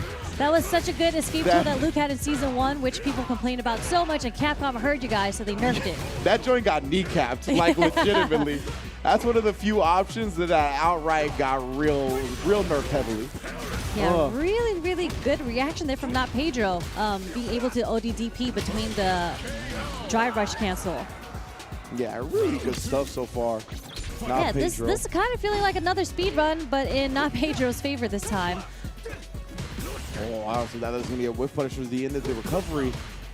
We got Juninho trying to apply this pressure. Look at that, the demon flipper response to the tech throw. That's what we talked about. People love throwing projectiles after the tech throws. Another ODDP. There's that drive rush overhead that's so strong from Rukuma because you're so worried about blocking low or blocking his fireball. Juninho with the level. Okay, we're doing some things on defense, whether it be super or a light DP without any meter behind it, or even the ODDP. Juninho has been making a lot of hard commitments on defense right now. It's so funny. That level 2 goes nowhere for Luke. So it doesn't. Even when you're the person trying to punish, you like kind of expect him to lean forward a little bit more. He doesn't. So we just saw like the whiff punish from Pedro as well. And you look real stupid when you do it because I've done it so many times, and I'm like, why did I do that? Oh man. The nice whiff punish from Not Pedro is going to carry Juninho into the corner, but he jumps out, gets cross-cut, but he is out of the corner. Again, harassing. That forward medium kick, such a good harassment tool for Rukuma as well. So far. DPs have been on deck every time. Yeah. Again.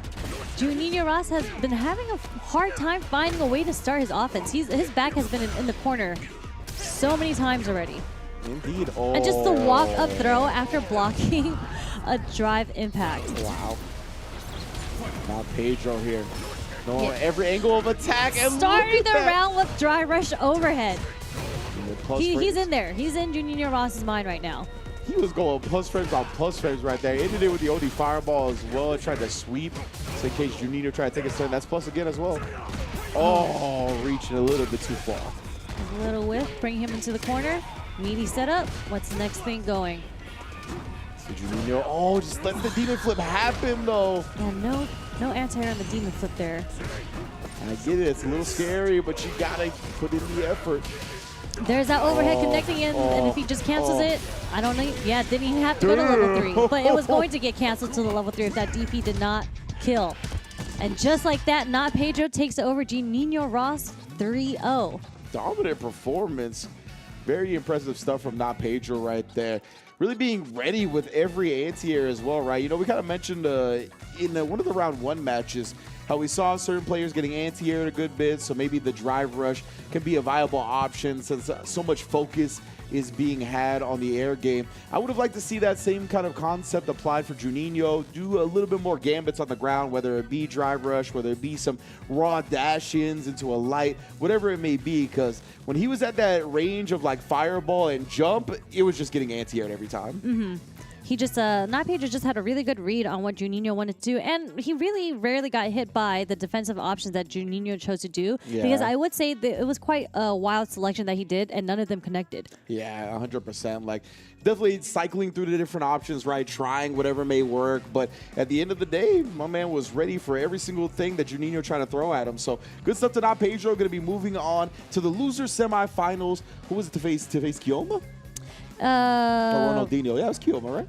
Wait, so yes, HK Dash made it over Kioma, and so it's Not Pedro versus HK Dash in losers semis. But we are going to have to go through winners first. But before we even get through that, we got some Street Fighter League action. Oh, I didn't even realize it. All right, time for another break. We got Street Fighter League signups already open, and of course, if you haven't heard, we are actually putting on Street Fighter combines, scouting combines over a vast amount of regions, as you can see, ranging all the way from Oceania, all the way to Southeast Asia and everywhere in between, South America, Central America, because the Street Fighter League US edition basically encompasses everything that's not Europe and Japan. So it's SFL World Edition, and if you sign up for your region and get into the top 16, you will be eligible to be selected on a team for the upcoming Street Fighter League season.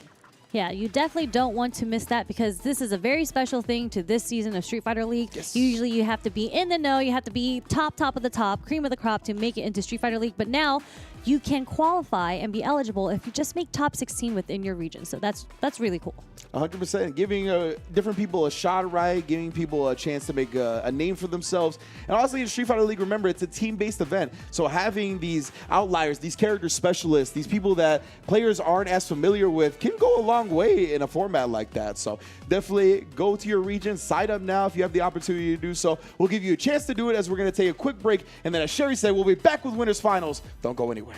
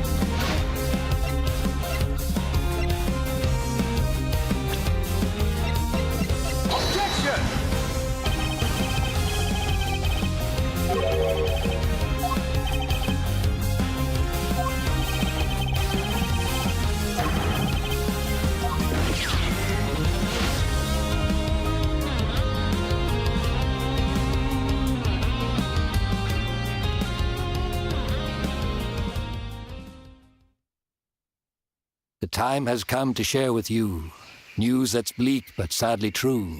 I'm talking of the fell black blight, a spreading darkness, endless night. The environment's changing and the monster population's taken a nosedive. Blackgrass, rampaging monsters.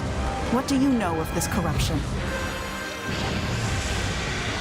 This so-called black mist is actually the Black Blight. Then, there'll most likely be a blighted monster nearby too. Looks like this whole village has been blighted! Do we know what the blight is or why it's eating away at the world? No. But we know that it attacked our home, and that it must be destroyed. The kinship stone commands the might to purify this foul black blight. And we're gonna stop the Black Blight!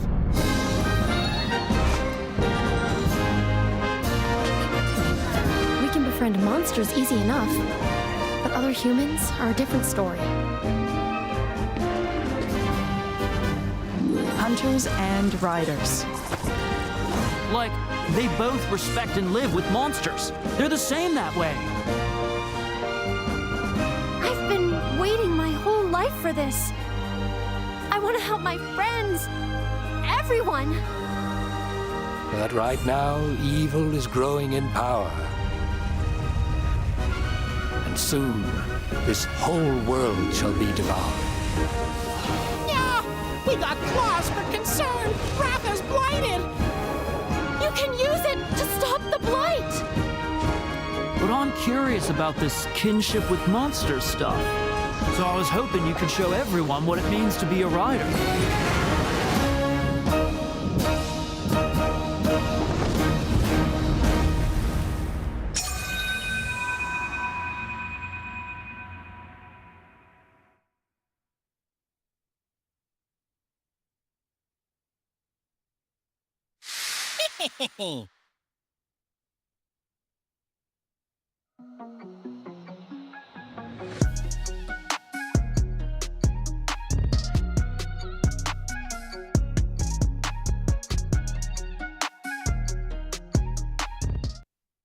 Oh yeah, oh yeah, oh yeah. This is one of my favorite times when it comes to interviews, and that is because I get to actually sit down and speak with a tournament organizer, and right here, we have one of the best of them, Riorin.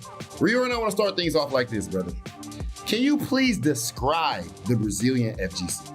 Eu descreveria a nossa comunidade brasileira como comunidade que in Brazil the players play with a lot of passion for the game as well for the characters, and it's really normal here that you see top 8 with 8 different characters and even low tier characters. He thinks it sets really apart from other regions. Brazil has this distinct characteristic.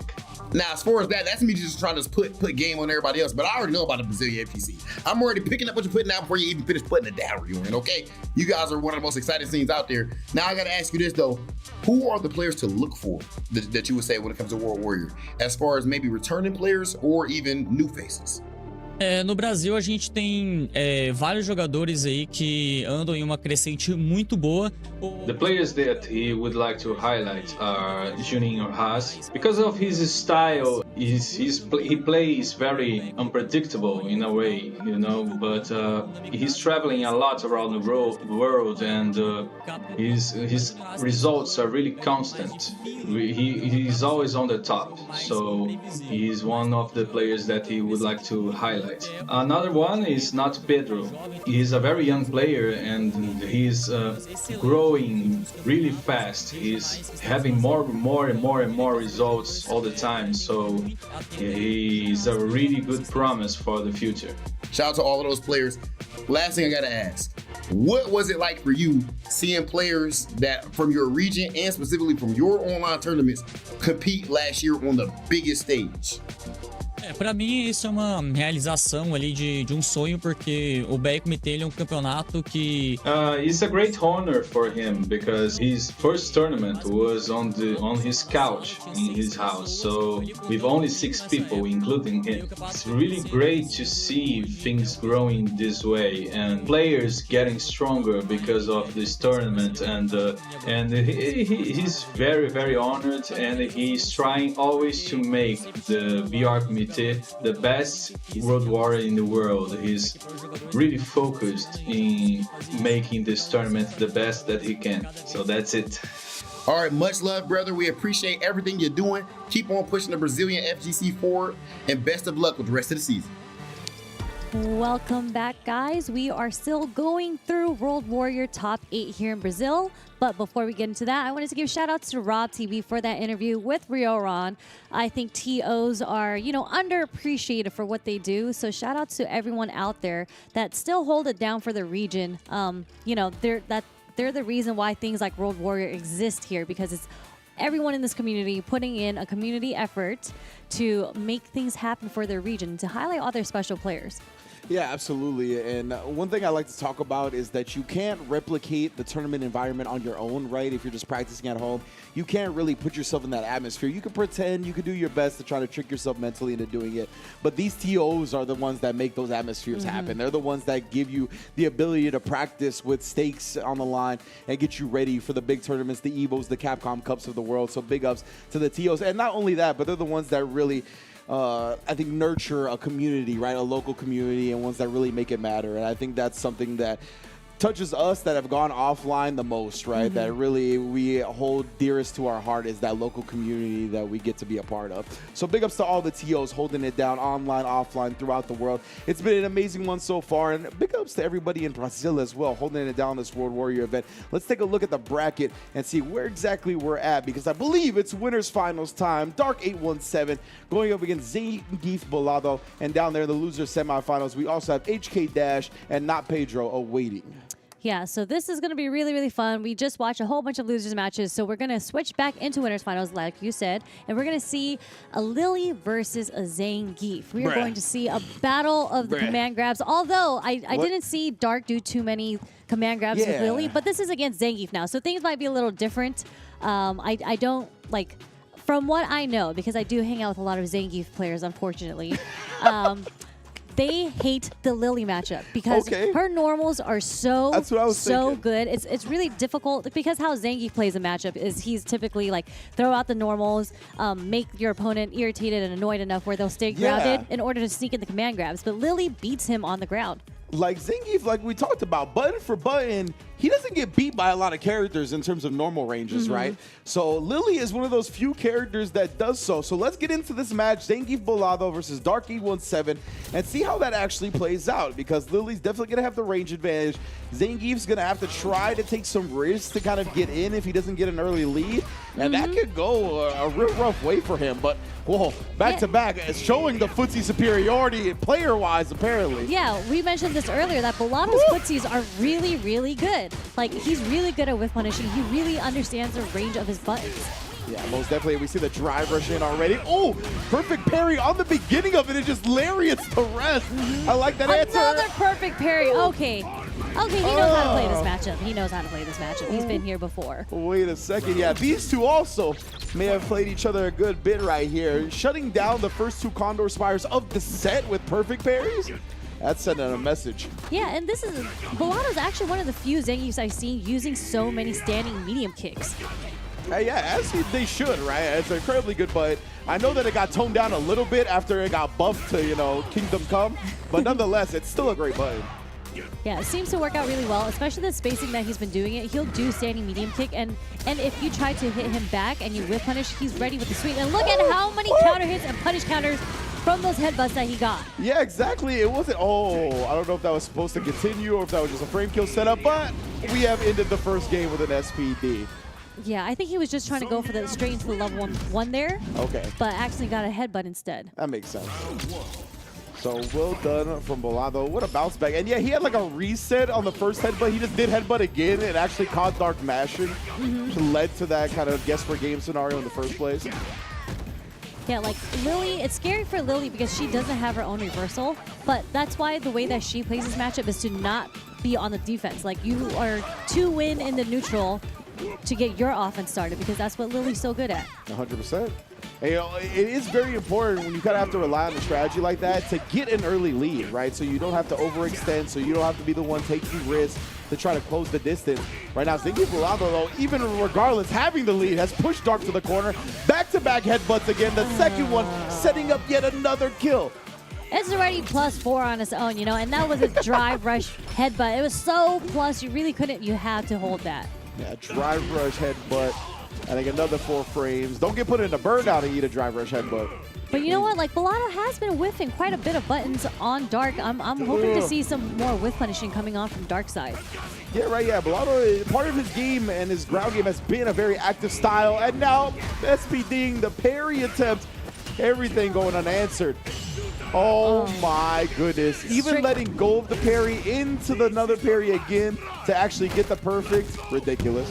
Yeah, incredible. And although that's scaled, that's still a level 3 coming from Zangief. And just like that, in 14 seconds in this game, in this round, it's already 2-0 Zangief Bolado. Yo, one of the fastest ones, and Dark reaching deep into the counter pick bag and bringing out the JP.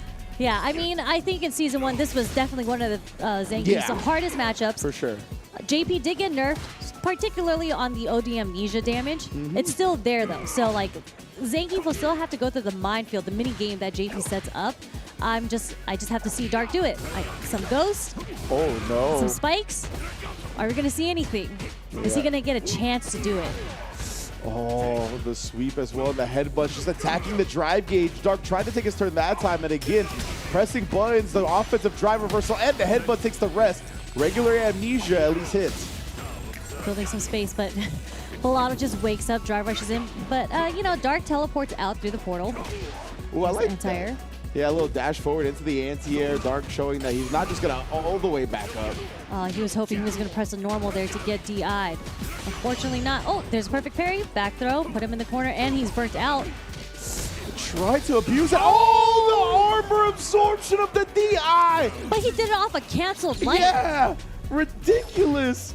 Bolado is just ready for every situation so far. Funny, I've actually never seen a Zangief cancel their light into Stand Fierce. It's usually into a super to fight against the DI. Oh, that was nuts. Really, really cool stuff from Bolado right there. Yeah, clearly just knows the ins and out of this character. Oh, again, just pushing him away. And now Dark, credit to Dark, really composing himself in the next round. Hasn't let Bolado get in at all and will not try again next time. Yep, and we're starting to see the JP kind of catch up a bit in his mind. He's getting the neutral down again. Gets the punish on the sweep, but not big, not a big punish. Oh, and then the chop. I was gonna say, is that like Link? That would have been nuts.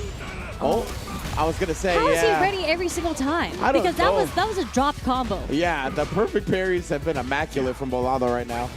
And when you get the reward that Geef does off of stuff like that, even if there's scale damage, you still build so much meter on your own. Ridiculous rewards nonetheless. And then another one. Look at these hold parries and to let go into another perfect parry. This has been really impressive, honestly. Yeah, a lot of people just end up holding parrying so they don't get the second perfect parry. Yeah. But Bolado has been consistently holding parry and then letting go and then tapping parry again to get the perfect parry between strings. And like all of these moments, it's so likely the opponent is gonna follow up with a button, especially like with these light strings and stuff like that. I really like the stuff that he's exposing. But Dark did find the level 3 home. He's got some distance. Bolado though, the CA is on deck.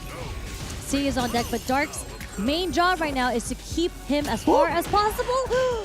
And his counter here. I thought he was gonna mash critical art out of that parry. Honestly, my life flashed before my eyes. I'm really surprised he walked up to him in that situation. I am so scared. I am terrified of Zangief when he has level 3 on him. Like- And that was critical art. Yeah, both players honestly very brave in that instance because Bolado just held it. He was like, I know this spike is coming. I'm gonna hold it for the spike. He wasn't scared of getting thrown beforehand. Dark walked up in there and just pressed buttons back to back when, as you said, he had CA on deck. Yeah, nice conversion from Dark. We're gonna set up the spikes. Oh. Spikes on spikes departure. Control of the neutral. Yep, this is what makes the matchup so hard for Zangief. But the reset into the SPD, you know, Bolado's getting his a lot of mileage off of these raw dry rushes. Yeah, he's getting his rocks off with these raw drive rushes. And we're taking some plus frames, especially from the buff to the knee hop. No anti-air! Oh, you're dead! ODSPD. I think even if he tried to anti there, it might have whiffed because he did an empty jump ODSPD. That's a great point. That is one of the main ways we look to counter Crouch Fierce when it was, you know, an incredible end-all be-all anti-air button. It was like a rainbow hitbox. Yeah. You had to kind of like empty jump just outside his range and then try to whiff punish it. So an exact type of spacing there. Good point. Oh. There's an empty jump in again. Oh, no anti-airs, but he gets his own perfect parry. Sets it up. He does have a level 2 if he wants to try to keep the damage, or keep him away from him, make him hold the mix-up. But he might just be building the meter for a level 3. Yeah, and if you're Dark, ooh, if they're going to be jumping from far away like that, Zangief, Bolado being they, then maybe you do the forward heavy kick, try to look for that as the anti-air instead, right? Right now, Zangief started to stick to the ground for a bit, see when the jump comes out again. Yeah, I don't know if Bolado, he might be trying to set up some spacing to get into the range of level 2 if he's going to keep throwing out these ghosts. True, yeah. We've seen him do that in the past already. Trying to spin on him. Oh, I thought even in response to that. Instead, the perfect parry spine buster plus 30. Oh! The empty jump level 3. Oh. Well, you already know. Talk to your fans, Zangief. Give the promo because this set is over. 3-1, just like that. Bolado in Grand Finals winner's side. Just like that. And that means Dark That was winner. So Dark does fall into losers finals, but congrats to Balado making it all the way to grand finals on the winner side. Balado, Zangief's own, showing out right there, taking down the Lily first, who we talked about, right? Definitely from the Geef players themselves have a very annoying time with this matchup. Showed that he was ready for everything. Had great ground game, great footsies in terms of spacing, whip punishing was on point, and the parries just throughout the set. Yeah, the perfect pairing was so on point, even like just as against Lily, against his JP. He just had the timing for perfect parry almost on every single like defensive scenario, and that I think basically made him win these rounds because it turned his side from defensive to offensive. Constantly, right? Like, look at all these. That was a perfect parry from Dark, but there was so many perfect parries in this moment, and that was so clean, the armor absorption on the DI. Again, we talked about it, right? When people are in burnout, people like to abuse certain options, DI being one of the main ones. The fact that Zangief and a couple other characters, Marisa, have answers when they're in burnout is something you got to keep in mind. Yeah, and there's the reset. This is kind of where it starts with the dry rushing. Just taking the plus frames, and I think that was the very last perfect parry that we saw. The empty jump into the level 3. But the empty jumps worked out so well in Balado in the last 3 rounds. Yeah. It was just like a lot of empty jump SPDs, empty jump OD SPD, and then an empty jump level 3. Yeah. I wonder if there's any tech to that one as well, because that throw that he did before the empty jump is the throw that gives Zangief the most advantage. Like, it's the one that is like plus 30 or whatever. So I wonder if there's actually any tech to that empty jump, if you could like jump out of it or whatnot. But obviously you can, but wonder if it will beat like a wake-up jab or something like that. Either way, we'll leave that for another time to discover as Balado gets in the grand finals winner side as we drop down to the loser semis between two players who have looked extremely strong all day today as well, HK Dash and Not Pedro. Yeah, they both speed ran through their previous losers matches. HK Dash taking a 3-0 over Kioma, Not Pedro taking a 3-0 over Juninho Ross. So we are going to see another one. HK Dash just had to beat Kioma's Akuma 3-0 to make it this far. So now HK Dash is going to have to play against Not Pedro's Akuma, who I learned was also a previous Luke player. So kudos to him for being smart and moving from Luke to Akuma.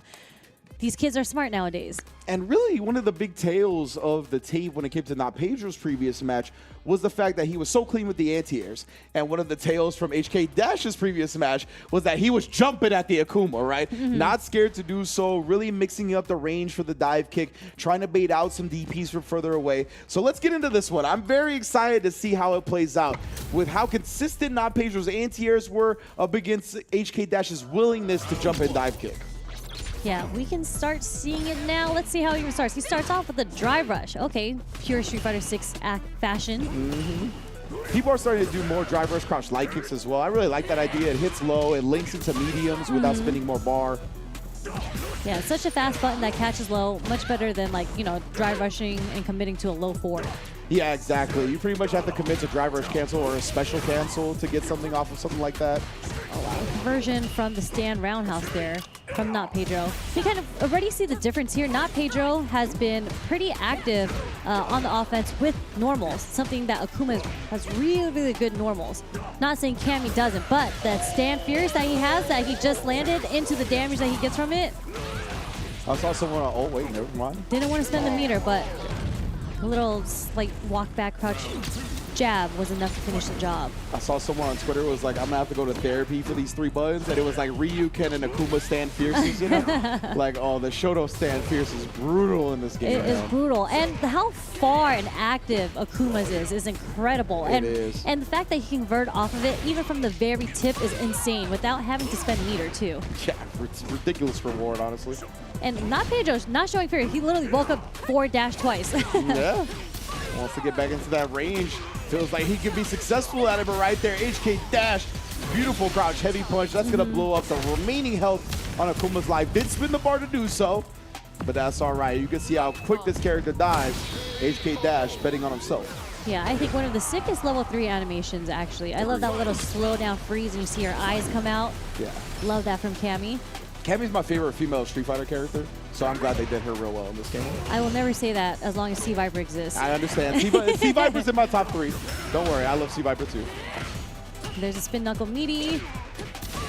Walking into the stand fierce. Oh, wake up. Super. HK Dash knew. Yeah, indeed. And not Pedro, I mean, bet it all, right?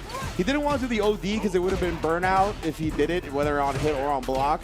But betting the full level 3, could have done the level 1 in the instant. And he burns himself anyways because he ends up doing a low forward OD fireball. Oh, Just no resources from him. He's going to have to purely outplay him. But you know what? There comes the dive kick from HK Dash. Yeah, now Pedro was really trying to force the issue right there. It looked like the forward fears. He got completely interrupted. Drive reversal already. Oh, and the quick drive rush button actually catches the check attempt. Oh, didn't fully believe that the stand jab was going to hit. A little surprising. Oh, nice check on the spin knuckle. There's a stand jab again. Overhead meaty, conversion into DP. Right on the hood. Oh, didn't walk up and react to the parry with the throw. Nonetheless, pressure still on. Nice backdash on the throw. Brave to do so. Backdash on the throw and gets a punish. So that means he was fully aware of what he was trying to do. Yeah. Perfect parry, back throw into the corner. Now Pedro catches the backdash with the overhead. Definitely made his real back a bit. Yeah, on the recovery frames. HK Dash almost getting burnt out if he keeps on blocking more heavies. No, he gets hit instead into a reset. Right, kill will be had one way or another for not Pedro. Damn, I have not seen any of Akuma's post-round win poses. I was like, what's happening here? No, they're going in. They're going in. They're trying to play some Street Fighter right now. Don't got time for that. Man, Akuma is flexible, bro. Right. Jab actually caught the recovery frames at the backdash. Indeed, yo, we're training some buttons right now. Yes, everybody knows their max range jab distance. Pressing it consistently, and the quick spin knuckle catches the driver's cancel, and then a DP baited out. Baited out. Like there's just so much pressure coming on from HK Dash right now. Like I understand that ODDP. They have been training so many. There's scrambles. This might be something that HK Dash just does because I think every match we've seen with him, it has been a scramble. Yeah. The high pace, high tempo, right? It really encourages the opponent to try to bust out with something invincible. So if you can hone in on those moments of chaos to pull it back, I mean, you see what's happening. Not Pedro's getting his stuff baited. Yeah, and we've seen so many training mode videos of, you know, Akuma waking up with ODDP and what damage you can do to him to kill him. And HK Dash is sitting full bars, almost, well, he just spent his drive meter, but he was almost full drive meter with the level 3, so. Yeah, man, it's going to blow it up real fast. Right now, though, not Pedro. Good conversion right here. Got the knee, but... He's not believing in his buttons. You got to believe in your buttons, not Pedro. Yes, indeed. Gave up a lot of damage, not believing that the first hit was going to hit. Right there. You can see not Pedro, who was so clean with the anti-airs earlier. Up against Cammy, it's just a different world, man. The hesitation was there. He just got crouch medium instead of DP. And Cammy. There we go. You can see him buffering DP right now. Yeah, legit. There nice we go. job. And that's part of also why he's consistently walking back, is that he doesn't want Cammy to be in that range where she could present a mix-up with the dive kick, right? Where the regular jump goes over the DP. So great job just staying back and knowing that if she takes to the air, the DP will both anti-air the dive kick and regular jump. Yeah, and you can see him, like, you could see him buffering. He was, like, moving up and down, walking backwards. So really good recognition on not Pedro's part. Really understanding the matchup of what Cammy wants to do at what range. Yeah, to be fair, HK Dash probably could have done like a light dive kick, like an instant light dive kick to bait out something. But again, that's all the mind games, right? Yeah.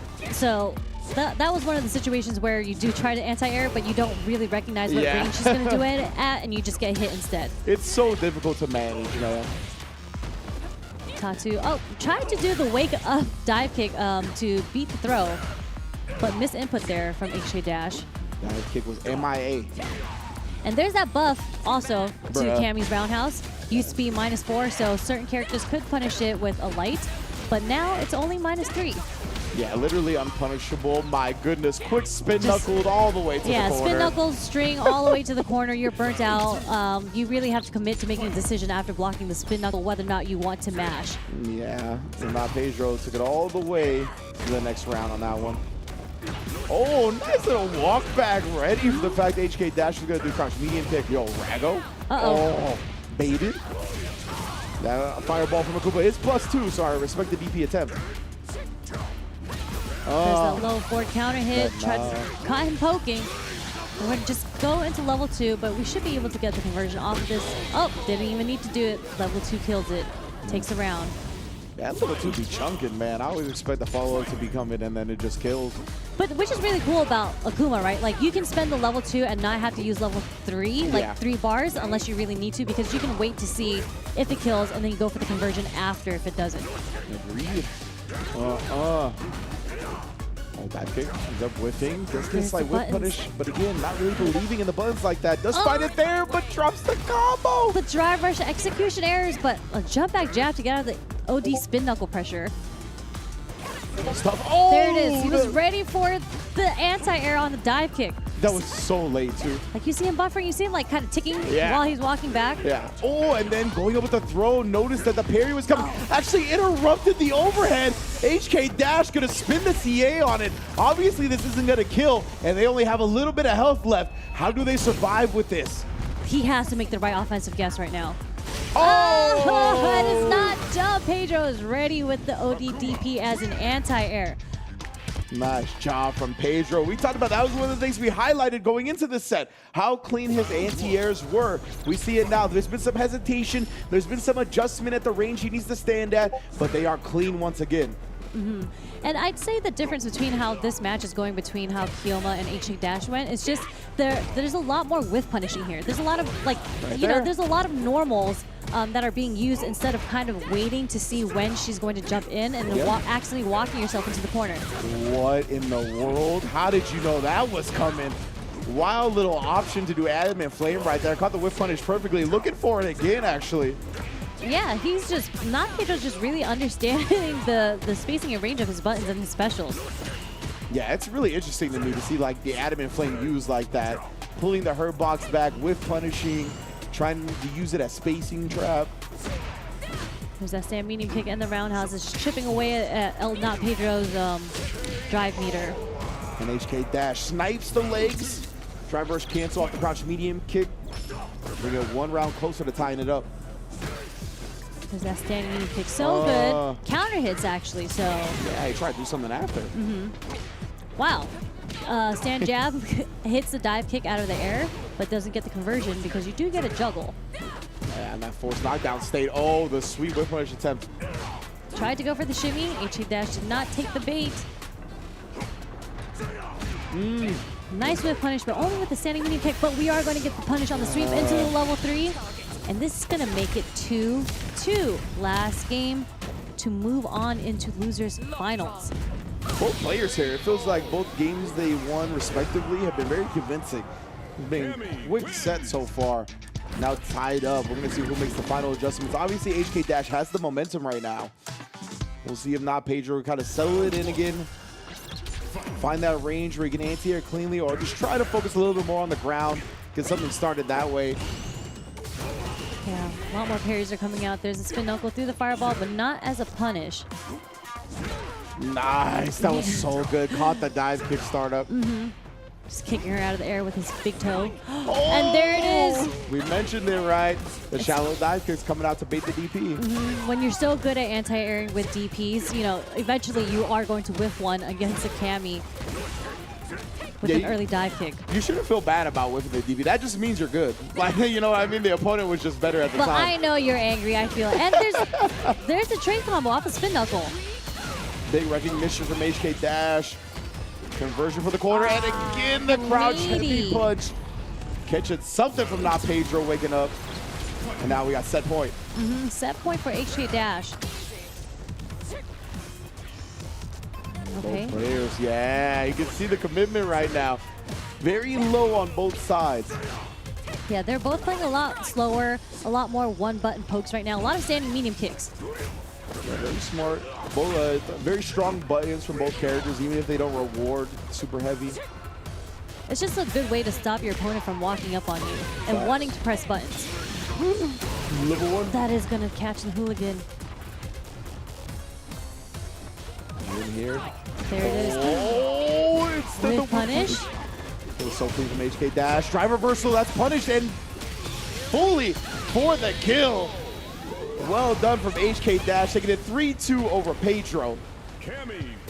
Close match, but Actually, it was looking more convincingly for Not Pedro in the beginning of the set, but it looks like HK Dash, being a great player that he is, was able to adapt and kind of figure out what to do in the neutral and started to bait out more of these anti-air DPs towards the end, and HK Dash was able to take it over.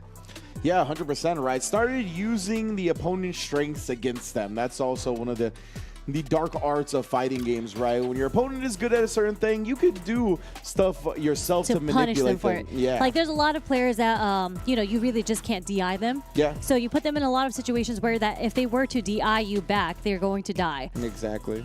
Like they're just automatically looking for that. It's so built into their system. They're so good at it that they have to actually like fight their natural instinct Exactly. to not do it, right? So when you come across them like that, you can identify that. There are definitely ways to manipulate those into happening in your favor, like what we saw with HK Dash. Great start from Not Pedro, right? Definitely was able to take it back here. Oh, and then of course in the final round, that is the DP bait we were talking about right there. The drive reversal goes punished fully as well. HK Dash cleaned it up for the comeback. Yes, yes, beautiful play, and we're almost there. This is now it's going to be Dark versus HK Dash in losers finals, and I wonder if HK Dash is going to bust out his M Bison to play against Lily. Ooh, that's definitely something I'll be interested in seeing. HK Dash versus Dark. That's going to be coming very soon. But before that, of course, I want to talk to y'all about the World Warriors. That's what's going down right now. You're already tuned into the recap show. And if you're interested, you don't know what this program is, you can go to capcom.us/WW24 for all the information on how to register, your rules for your specific region's event as well. This is the path for so many people into Capcom Cup 11. So be sure to sign up to your region, get used to all the players that are playing around, get as many games in as possible, and maybe you can represent your place at Capcom Cup 11. Yes, yes. And before we get into the losers finals, we're going to take a quick ad break. Ooh.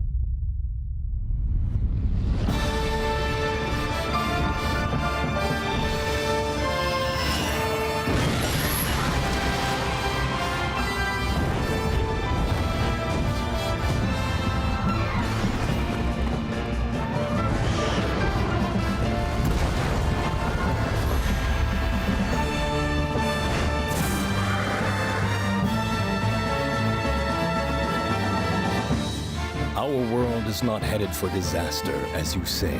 The Exalted One's awakening is simply the first step towards the birth of a brand new world.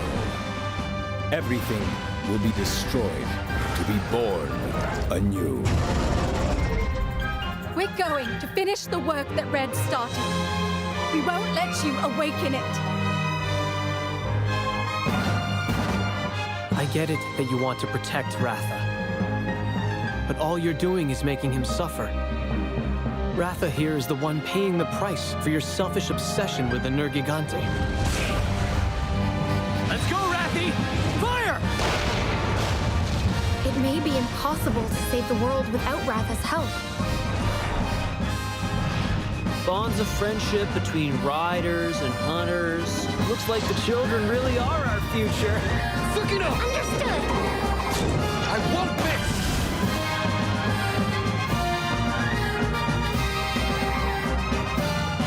Time to put our kinship to the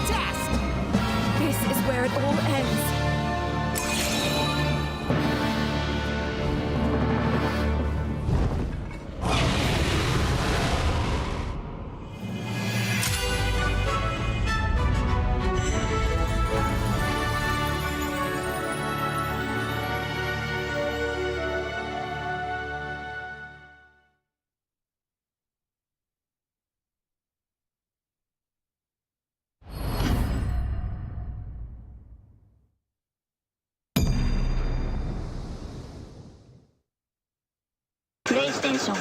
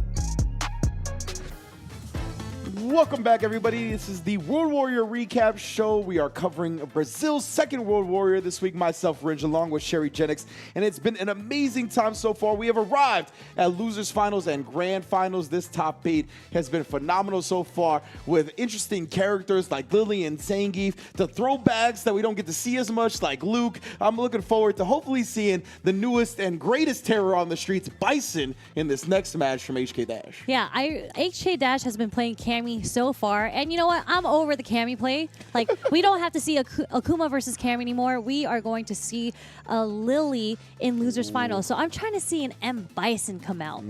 Hopefully we get to see that, right? We see the M Bison hovering over his character right now. That could allude to exactly what he picked, because we did see Cammy on this before. So hopefully that's what he's going to be starting with. Dark has been rocking the Lily throughout the tournament, has showed some strong footsies. He did find a stumbling block in Winners Finals, but nonetheless, he's going to be looking to get his run back into Grants. Let's get into our Losers Finals right here for Brazil #2 World Warrior, HK Dash versus Dark.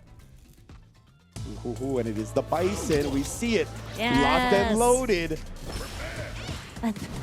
Starting off with another drive rush. Yeah, you know, 99 second. Let's see how Dark's going to respond, right? Checking his opponent, trying to make them wary from the get-go, and look at the perfect parries, Dark, man. you know what? They must play Dark almost every single day, because they have all been consistently perfect For parrying these real. Spires. Like, I never see that from any other region, honestly, up against Lily.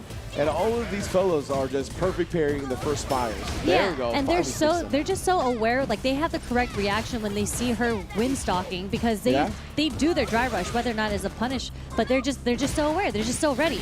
And there's that first command grab I've seen Dark do that wasn't a punish. And HK Dash able to jump it immediately, right? Again, it's wild how familiar these fellas are with his game. Oh, a little too close from the bomb frames right there that the throw actually whiffed.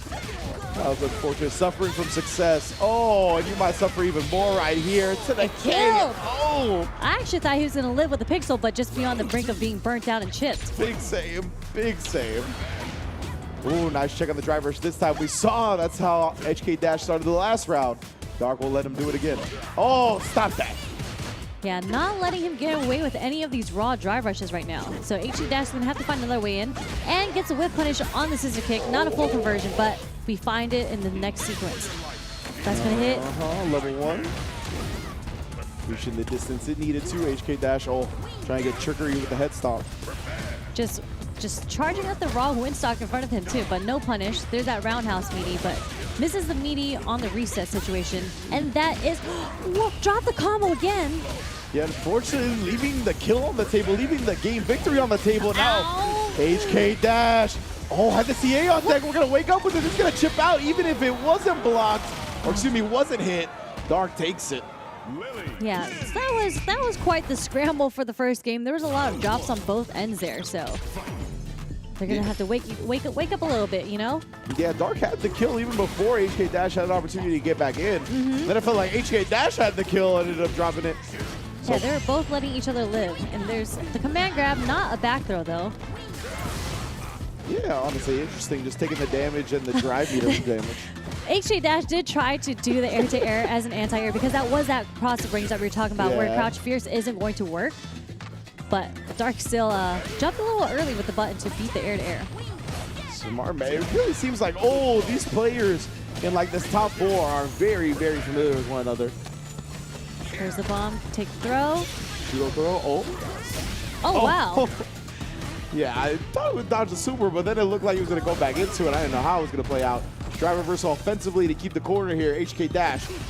Ooh. Finally, the raw drive rush connects. And what you mentioned earlier, the raw drive rush is the crouch short instead of like a jab or crouch strong. It's so good. It's a quick option, low hitting. That one was a whiff punish, but he didn't catch people walking back on the top. A wake up with buttons. I think Dark actually just missed time because that is a meaty setup. Most likely. He's trying to drive rush after this, get the advantage going. Dark, that backdash put him at optimal distance, honestly. Just straight up. OD Psycho Crusher. I'm tired of this neutral. Damn, the delayed stomp. Yeah, the delayed stomp and just so much pressure coming from HK Dash. And right now the overhead OD stomp just relentless on the pressure. And just like that, HK Dash ties it up 1-1. That was some of the most overwhelming, suffocating, ruthless aggression I've seen in quite some time. HK Dash really loved the OD stomp and the throw to finish it off too. The plus frame from the OD stomp, making them conditioned to block. Yeah, funny enough, both of these characters I'd say have not the best reversals. They actually both don't have reversals, which is what people are saying is why their offense is so great. But their offense is pretty different, actually. Yeah, I 100% agree. Right now, oh, I thought he was going to come through with the overhead. Caught him holding up. No perfect parry that time, but enough to build some meter for a drive reversal. Another wake-up jab. HK Dash is not respecting Dark's ability to meaty him. And look at it, that's why HK Dash, I think he's really honed in on the meaty scenarios. That's why he's going with the driver's crouch like himself. He doesn't want to get poked out. DI, you can't DI back because he would have died anyway. We would have had to see something like the cancel to level 1 or a parry. Yeah, you just really would have had to been ready for that DI coming your way with the pixel of health there. Up, whiff the throw, but doesn't get punished. Some plus frames with the spaced out Spire. The Windstar. Ooh, try to bet on the Lily continuing the turn after that. Just spent one bar, but wow. Gets back throw, not even as a punish counter or counter hit, just straight up back throw. Drive reversal, trying to keep her in the corner. Oh. Just walk up command grab. That punish counter command grab did like 25%. Yeah. Deleting your health, forcing the issue with the Spire. Backdash, oh my goodness. Oh gosh, the sequence is happening. Messed up the punish. Jumped and land perfect parry. Oh, that's plus frames. Oh my goodness, both of them burning out. Burnt out. Is he going to spend the critical art? Yes, he is. Not enough to kill though. Yeah, it's not. And it also was off the stun, right? So Dark's going to be having full drive meter after this combo. Yeah, we're going to have to figure out the right offensive. Empty jump. I don't think. Something went wrong. Yeah, something went wrong there. I think he just, Agreed. None of that made sense. Definitely agreed that something did not go as planned. Right now here, we're 1 up in games, 1 up in rounds. This is huge to see who takes advantage going forward. The stomps as well. Just harassing with it for the most part. There's the air-to-air. Not trying to risk it on the crouch fierce. Something that Lily can do, which I haven't seen Dark do yet, is like the jump and dive that beats crouch fierce. True. Oh, the back dash. Yeah, HK Dash finally getting the punish that he wanted to earlier. Baits out the super perfectly. You saw that. Very shallow drive rush normal to get a response. And that's exactly what he got. Oh, that damage. Ooh, the spacing on scissor kick after that is ridiculous. Oh, wow. Able to get the whip punishes on these space, like really far moves right now.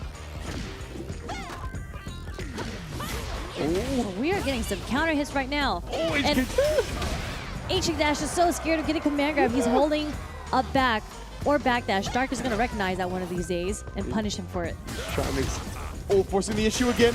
Yeah, going for the chip out right there. Very smart recognition from HK Dash. Yeah, Dark really had no option. He was burnt out with no super meter. He really couldn't do anything. And remember, OD Psycho Crusher, I believe, is -3 normally. And then once you're in burnout, of course, that means it's +1. So you can force the issue, maintain your plus frames, go into another one and chip out. Very good stuff. Early drive reversal there from HK Dash. Really not trying to let Dark start his pressure, but Dark finds it with a neutral jump. Yeah, right. That's a popular strat up against Bison, whether it be the counter, the scissor kick, the Psycho Crusher, the drive rush, whatever it may be. That time, the scissor kick just a bit out of range. There's HK Dash trying to get the... Oh, wow. That hit a little funky. Yeah, it did. But it's okay. Dark was ready for it. Used to these scenarios, being the Lily player. HK Dash got caught off guard a little bit. Yeah, HK Dash just trying to poke with the standing kick, but look at that one hit confirm right there. Yeah, really great check from Dark. HK Dash again just harassing with that stand medium kick, right? I believe him trying that is what set up the confidence for drive rush earlier. Doesn't get the punish on the jump in. It might have been a little too meaty there, but yeah, those are some held Dark holding up, I think. There's a drive reversal just to keep Lily in the corner. The up back actually connects as a whiff punish. The like bomb going off during the invincibility of waking up. Yeah, very strange. I actually thought Lily was the one who got hit by the bomb as a punish counter. Yeah, very, very weird. Ooh, the windstock again. Forcing the issue. That's why we're going to force the drive meter out of you, or you got to take this guess. Oh, the stomp, and actually a cross up. Oh, and then actually responded with a perfect parry. Didn't get the kill off of it, though. Definitely could have. Yeah, could have went into super, but is this gonna... Oh, no. He knew he didn't have to take the risk there. Yeah. Smart stuff from Dark, really just waiting it out, letting the patience take the wheel, right? Obviously, like we said, the OD Psycho Crusher is minus, but it is safe. So getting too thirsty in that instance, that trying to take your turn could have resulted in HK Dash with the ski mask robbery. And just like that, because of that correct read that Dark did, they are now 2-2. Tied up set. And you can see it's just a lot slower pace right now. Yup. The mini roundhouse connecting. Yeah, Dark though is trying to wake up. Saw the counter hit the first time, legs check the second time, and now a parry does. There's a back throw into the corner. Oh no. A little too late with the button. Gets thrown. Oh! Drops the light combo. Yeah, got with a drive rush knee as well. That was a big damage starter. Could have put himself on game point, set point even. Going in, tech the throw. There's the OD Cycle Crusher, and great answer for those with the command grab. If you block, yeah, if you're -3, obviously the other player tends to want to block because they're negative, or even hold the parry. So command grab is always a great option there. There's that trade. Nice stuff, Dark going in. Yeah, Dark showing a lot more activity this round. Yeah, most definitely. And you got the corner at this point. The empty jump. Man grab is there. Oh, snap. Uh-oh. Match point for both. Last game, last round. Made her whiff the anti-air DP, but doesn't get the punish on it. Indeed. And stop. Double press. None of these are connecting until the Fierce finally connects. We're going straight into the super. Tremendous starter right here. Into the level 3. Has all the drive meter in the world as well. You do got to respect Dark, though. Got some meter on his own right here. We've seen him do jump in super as well. Don't forget about that, but the burnout. That was so much drive damage from the OD Stomp. And HK Dash going to ride that all the way to Grant. No. No. We dropped No. Oh, wait, no. This is what I talked about earlier. When your reactions are just too good and you default to DIing a DI back, you really have to go for the parry in that scenario when you don't have enough health. And just like that, HK Dash takes it 3-2 over Dark and moves on into grand finals against Zengi Bolando. Yes, indeed. Oh, man, I can't wait to see how that one plays out as well. He's going to have to go up against another command grab character. So we're going to talk about the Psycho Crushers in a little bit and those interactions. But here, HK Dash really holding on to victory. Dark, you can see some clutch moments of decision-making, whether it be on the defense. Tried to abuse a little bit too much of the, I think, drive rush off the knockdowns. We saw HK Dash wake up, being able to check that. And honestly, this game just felt very snowball-y, right? Like whenever somebody started being right, they were right for the rest of the round. It Yeah, it was whoever had the momentum basically won that round. Yeah. And which was literally what happened in the very last round. HK Dash had all the momentum, like started off with a huge life lead because he was able to get a connection into and conversion into the level 3 super. And then just look at how much he burns her out into the corner and just rushes her down, not even giving her a chance to think about mashing a super in between the strings. Yeah. OD stomp. And yeah, obviously very confident going with the DI there. It pretty much answers every option that it's not a parry or a super in that instance, because even if he blocks, he gets wall splat in the corner. So great decision making right there from HK Dash. Enough to get him into grand finals to go up against Bolado, who I don't think they've faced each other yet. It might have been before the top 8 if they did. So big ups to HK Dash and Bolado making it into the grand finals. Yeah, I think we may be probably seeing another M. Bison versus Zangief. I don't think he's going to bust the Cammy out because, again, historically, Cammy lost to Zangief. Yeah, it's a weird matchup, that one, the Cammy Zangief matchup. It definitely, she has her advantages, but also, like, when you're a character that has to go in, that always feels bad against Zangief, right? So definitely a very scary matchup for the Cammy. I respect the Bison. Let's get into it, y'all. It's going to be grand finals for Brazil. World Warrior number 2, HK Dash, going with the Bison up against Zangief Bolado, obviously on the Zangief in winner side. And here we go. And HK Dash kind of had to change the pace of how he plays, because when you're playing against the Zangief, most players tend to play a bit more defensively starting off, and HK Dash did just that, starting it off with walking back and waiting to see for a whiff punish, which he was able to get. But Bolado's fighting back right now. They are pressing some buttons, a lot of strongs, a lot of mediums, and just HK Dash doing sweep for the first time with Bison. Just a regular sweep, not even the slide. Not even the gentrified sweep. Ooh. Bomb. Oh, and what a throw bait that was. Oh, man, he steps on your back with his knee. Okay. Yeah. The bomb version of the OD stomp. Ridiculous stuff. Oh, and then parried up. We saw Bolado's proficiency with parries is what got him into this grand finals position in the first place. Spine buster plus a billion. Nice delay with the lights right there. Oh, yeah, the second hit of the scissor kick. Broke the armor, and there's a roundhouse catching him, pressing a button. Another perfect parry. Dude. You really have to be scared of meeting against Bolado because... and I guess HK Dash too. They are just ready with the parries for meaties consistently. Ooh. And the bomb's going to set it off. I wonder if he tried that, thinking that HK Dash would immediately go parry again. Because I think parry would have extended the hurt box enough to get thrown. Ooh. Holding the parry, holding it. He held it the entire time, which is clear. It was his best option. Yeah. Another perfect parry, and is he going to go to level 3? He is. Off of a scramble He should trade. have. I mean, I would have cashed out all my drive meter before going to level 3, but didn't need to. That was enough for HK Dash to take the first game in grand finals. Yeah, I feel you though. It's scary now. You really got to make sure you squeeze all the damage you All possibly of it, can. all of it, especially off a perfect parry. Why not? Exactly, yeah. Like off of the perfect parry specifically, since they're so scaled now, you need as much damage as you can. Tip throw coming from HK Dash. Jumps out of the corner, and the crouch fierce actually anti-aired that. Yeah. What? I think Zangief does have a slower jump than most characters, though, so that... I believe you're correct. Oh, the knee trying to wake up with something. Caught the Kinshasa to the face. Both players trying to get the drive rush on. Yeah, they are both turning green, and Bolado has been so successful in like getting the drive rush knee hop and then resetting it into SPD. Yeah. I think that's an advantage that he kind of has in this matchup, where you're trying to look like for quick drive rush checks, or if both players drive rush at the same time, that knee goes so far so fast. Ooh, dodging the throw with the OD stomp. Yeah, that's taking a play out of Cammy's book right there with the wake up like dive kick. Yeah. Wake up OD stomp kind of has the same properties. Well, yeah, that wasn't even the bomb follow up, like I said before. It's just straight OD stomp. Oh, spending it on the OD SPD, burning himself out, but having a huge life lead. That's going to be with punish, so he gets the full conversion off the punish counter, scissor kicks, and one more guess to get the critical art off, and this should kill if he gets the full combo. Yeah, I just need OD stomp. Oh, okay, or that. Level 3 either way. That's going to be enough to obviously go to the next round here. HK Dash did spin his meter, though, so that's going to be a very scary spot to be in the next round.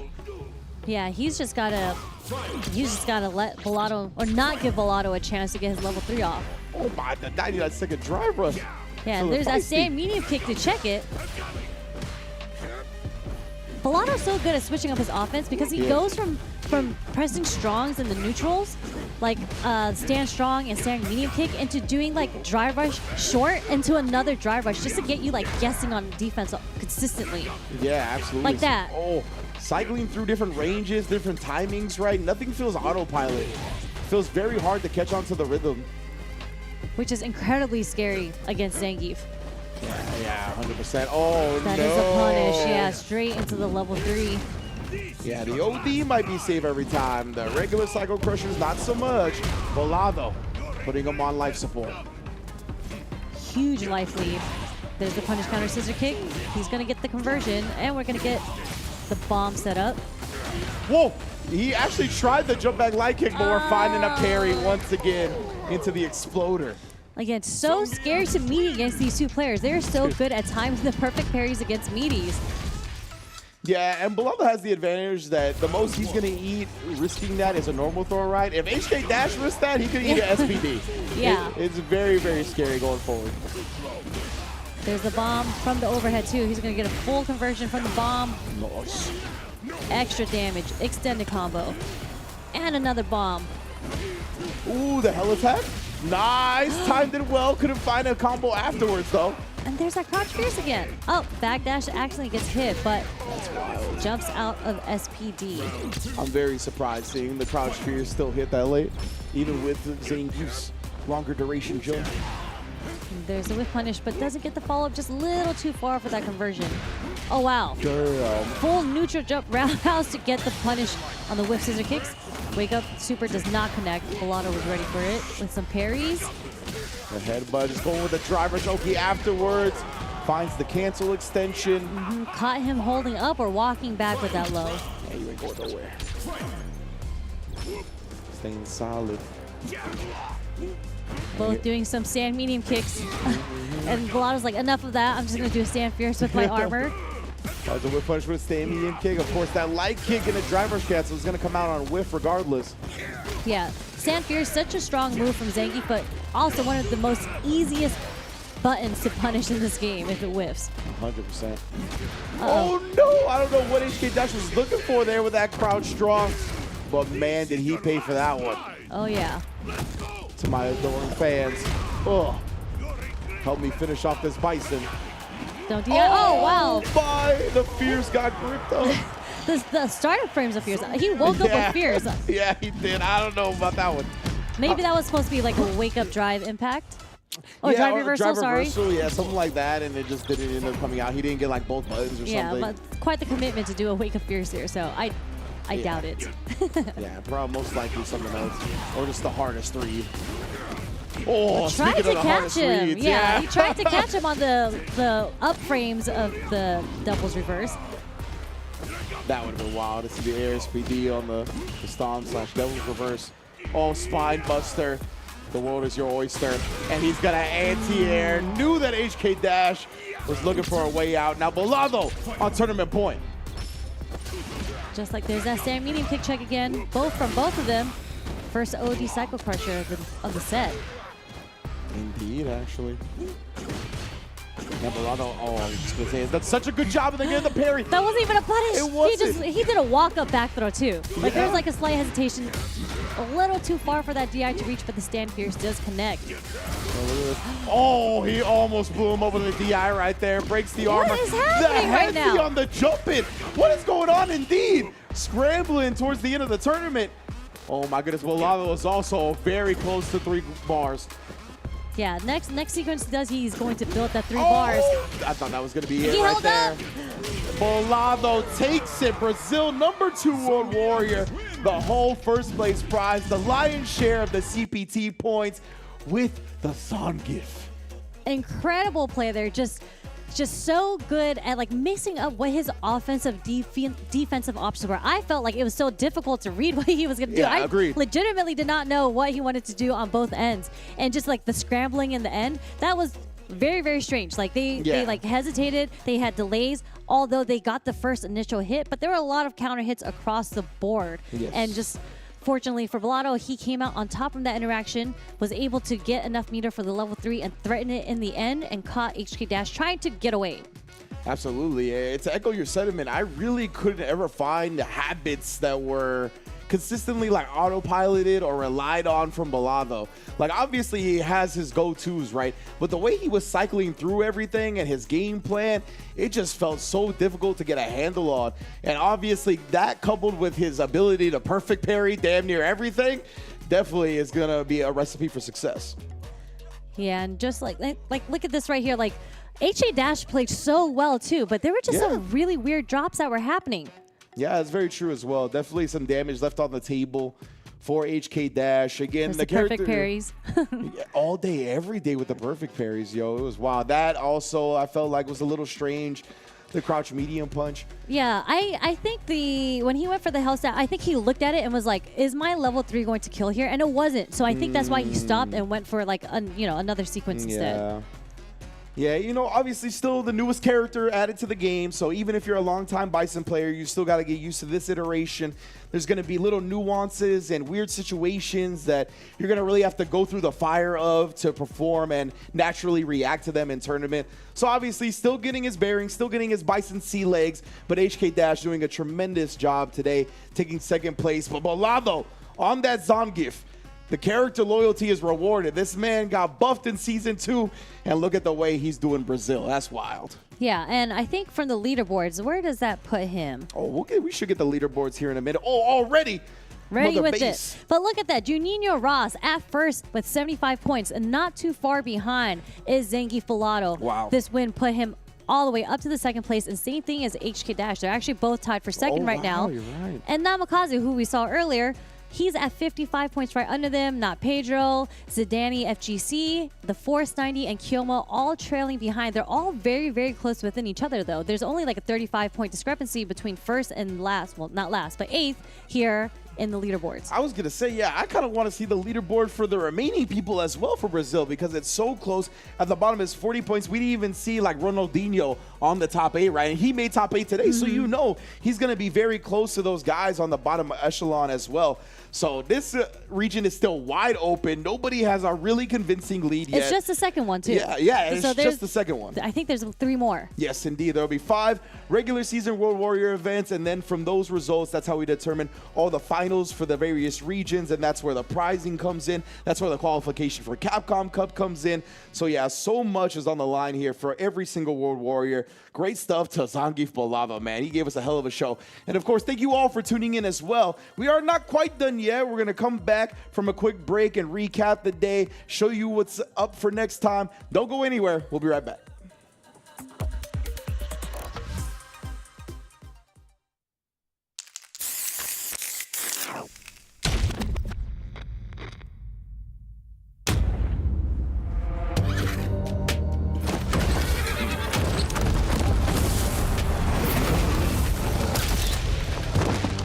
Resemble this man you call Bison. I shall take that name for myself. Interesting.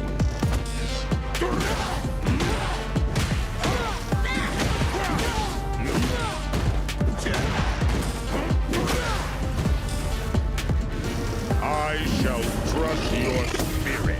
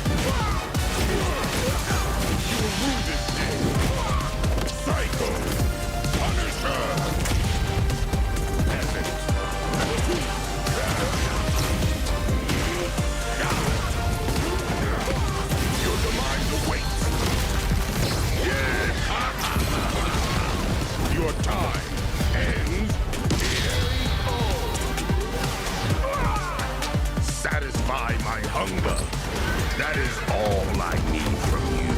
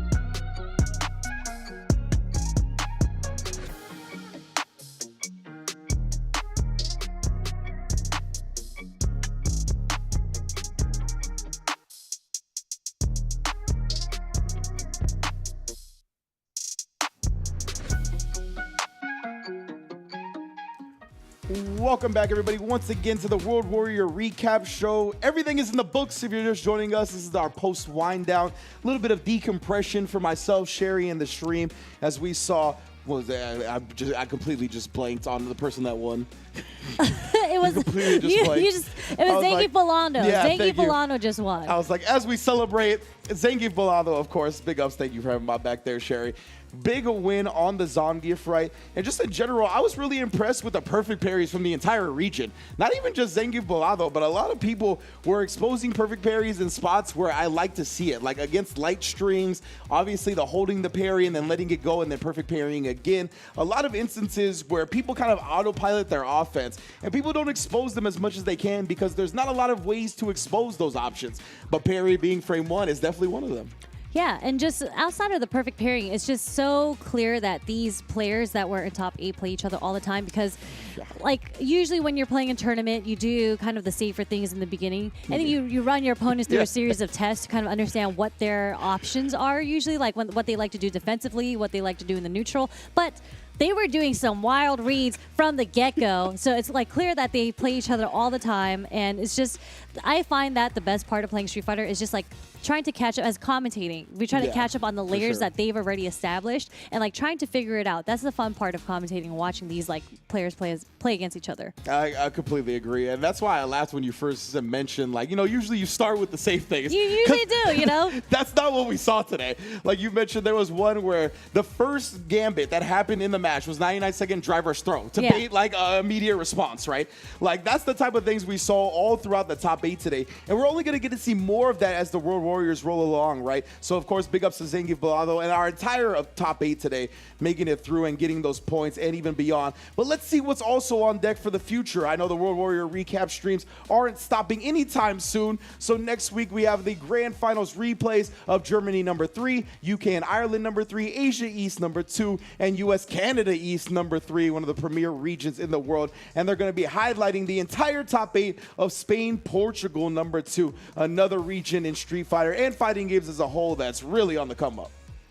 Yeah, just there's so many World Warriors, and this is really cool. I think this spotlight thing is kind of new to this season, because last year, like, there were so many World Warriors that were happening throughout the entire world, and it was so difficult for me to find out what the results were where. Like, Liquipedia, bless them, because they keep up with the results. But like, these spotlights have been great because we really get to enjoy and watch the gameplay from all these different regions, and we're already up to like number 2 of some, number 3 of some. And US West is actually happening. Like, we're actually competing on the number 2 next week too. So make sure you go to the website, capcom.us/WW24, to make sure you check out when your World Warriors are happening. And thank you for the upcoming World Tour events. We are also happening. Ooh. That was a tongue twister, to be honest with you. I would have got stumbled up too, like I just did there. But anyway, the weekends do not stop when it comes to Street Fighter action. As we mentioned, I think when we first kicked off the first World Warrior recap event, there's pretty much going to be Street Fighter every weekend for the foreseeable future. It's going to be World Warrior spotlights here next week, and then the week after that, of course, offline CPT premiere action. Praise be the Cream City Convergence one-day Midwest tournament in Milwaukee. So make sure to tune in Saturday, August 24th. The entirety of the tournament is going to be decided. And then the weekends following, we got more World Warrior recaps till September 13th through the 15th. Ultimate Fighting Arena in France. Also another offline CPT premiere.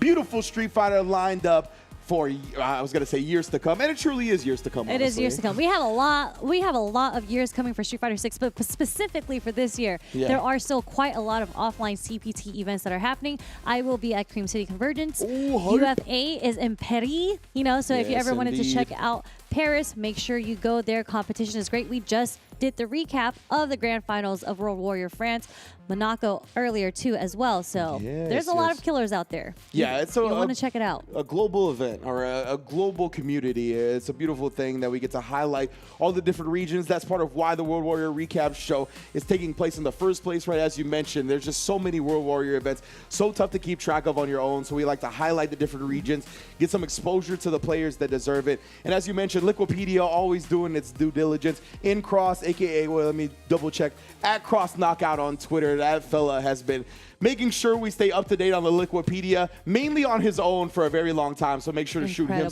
some props and follows as well. But that's going to be it for me, Sherry. You got anything else to say to the folks before we get out of here? Well, I mean, thank you guys for having us. Thank you, viewers, for watching and tuning in. Make sure you support your locals online and offline. They're both really important now. And make sure you just stay tuned for all of the Street Fighter 6 action that's going to be happening for the rest of the year, all the way up till Capcom Cup 11. That's going to be taking place in Tokyo, Japan, by the way. So it's going to be a great one as we keep whittling down the World Warriors, finding out who's going to actually qualify for Capcom Cup. Until next time, y'all, be good to yourselves, be good to each other, and we'll see you very soon. Nice drive reversal. Didn't want to get in that situation. Oh! No, bro! It is with the drive rush stampede. Oh! The level 3. Straight. Those are some plus frames. Something that's pretty special to Bison, being so plus on normals.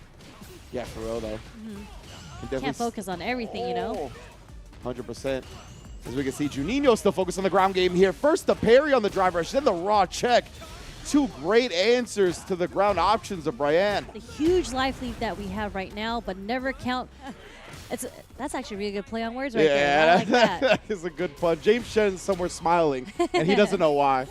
All right, here, though, off the DI. That's going to be an easy follow-up. You already know. H recovered already. And as we've seen, Juninho, the demon, the dash of demon. Oh, my goodness. I was like, wow, he didn't confirm until the drive rush canceled. That's why. He was scheming on a raging demon the whole time. You see the drive rush in already. Oh, perfect parry on the beginning of it. It just lariats to rest. I like that answer. Another perfect parry. Okay, he knows how to dash twice. Yeah. Wants to get back into that range. Feels like he could be successful at it, but right there, HK dash. Beautiful crouch, heavy punch. That's going to blow up the room to do so. But that's all right. You can see how quick this character dives. HK drop the combo again. Yeah, unfortunately, leaving the kill on the table, leaving the game victory on the table now. HK dash. Oh, had the CA on deck. We're going to wake up with it. This is going to my adoring fans. Oh, help me finish off this Bison. No, oh, wow. My. He's going to build that 3 bars. I thought that was going to be it He right held there. up. Full line.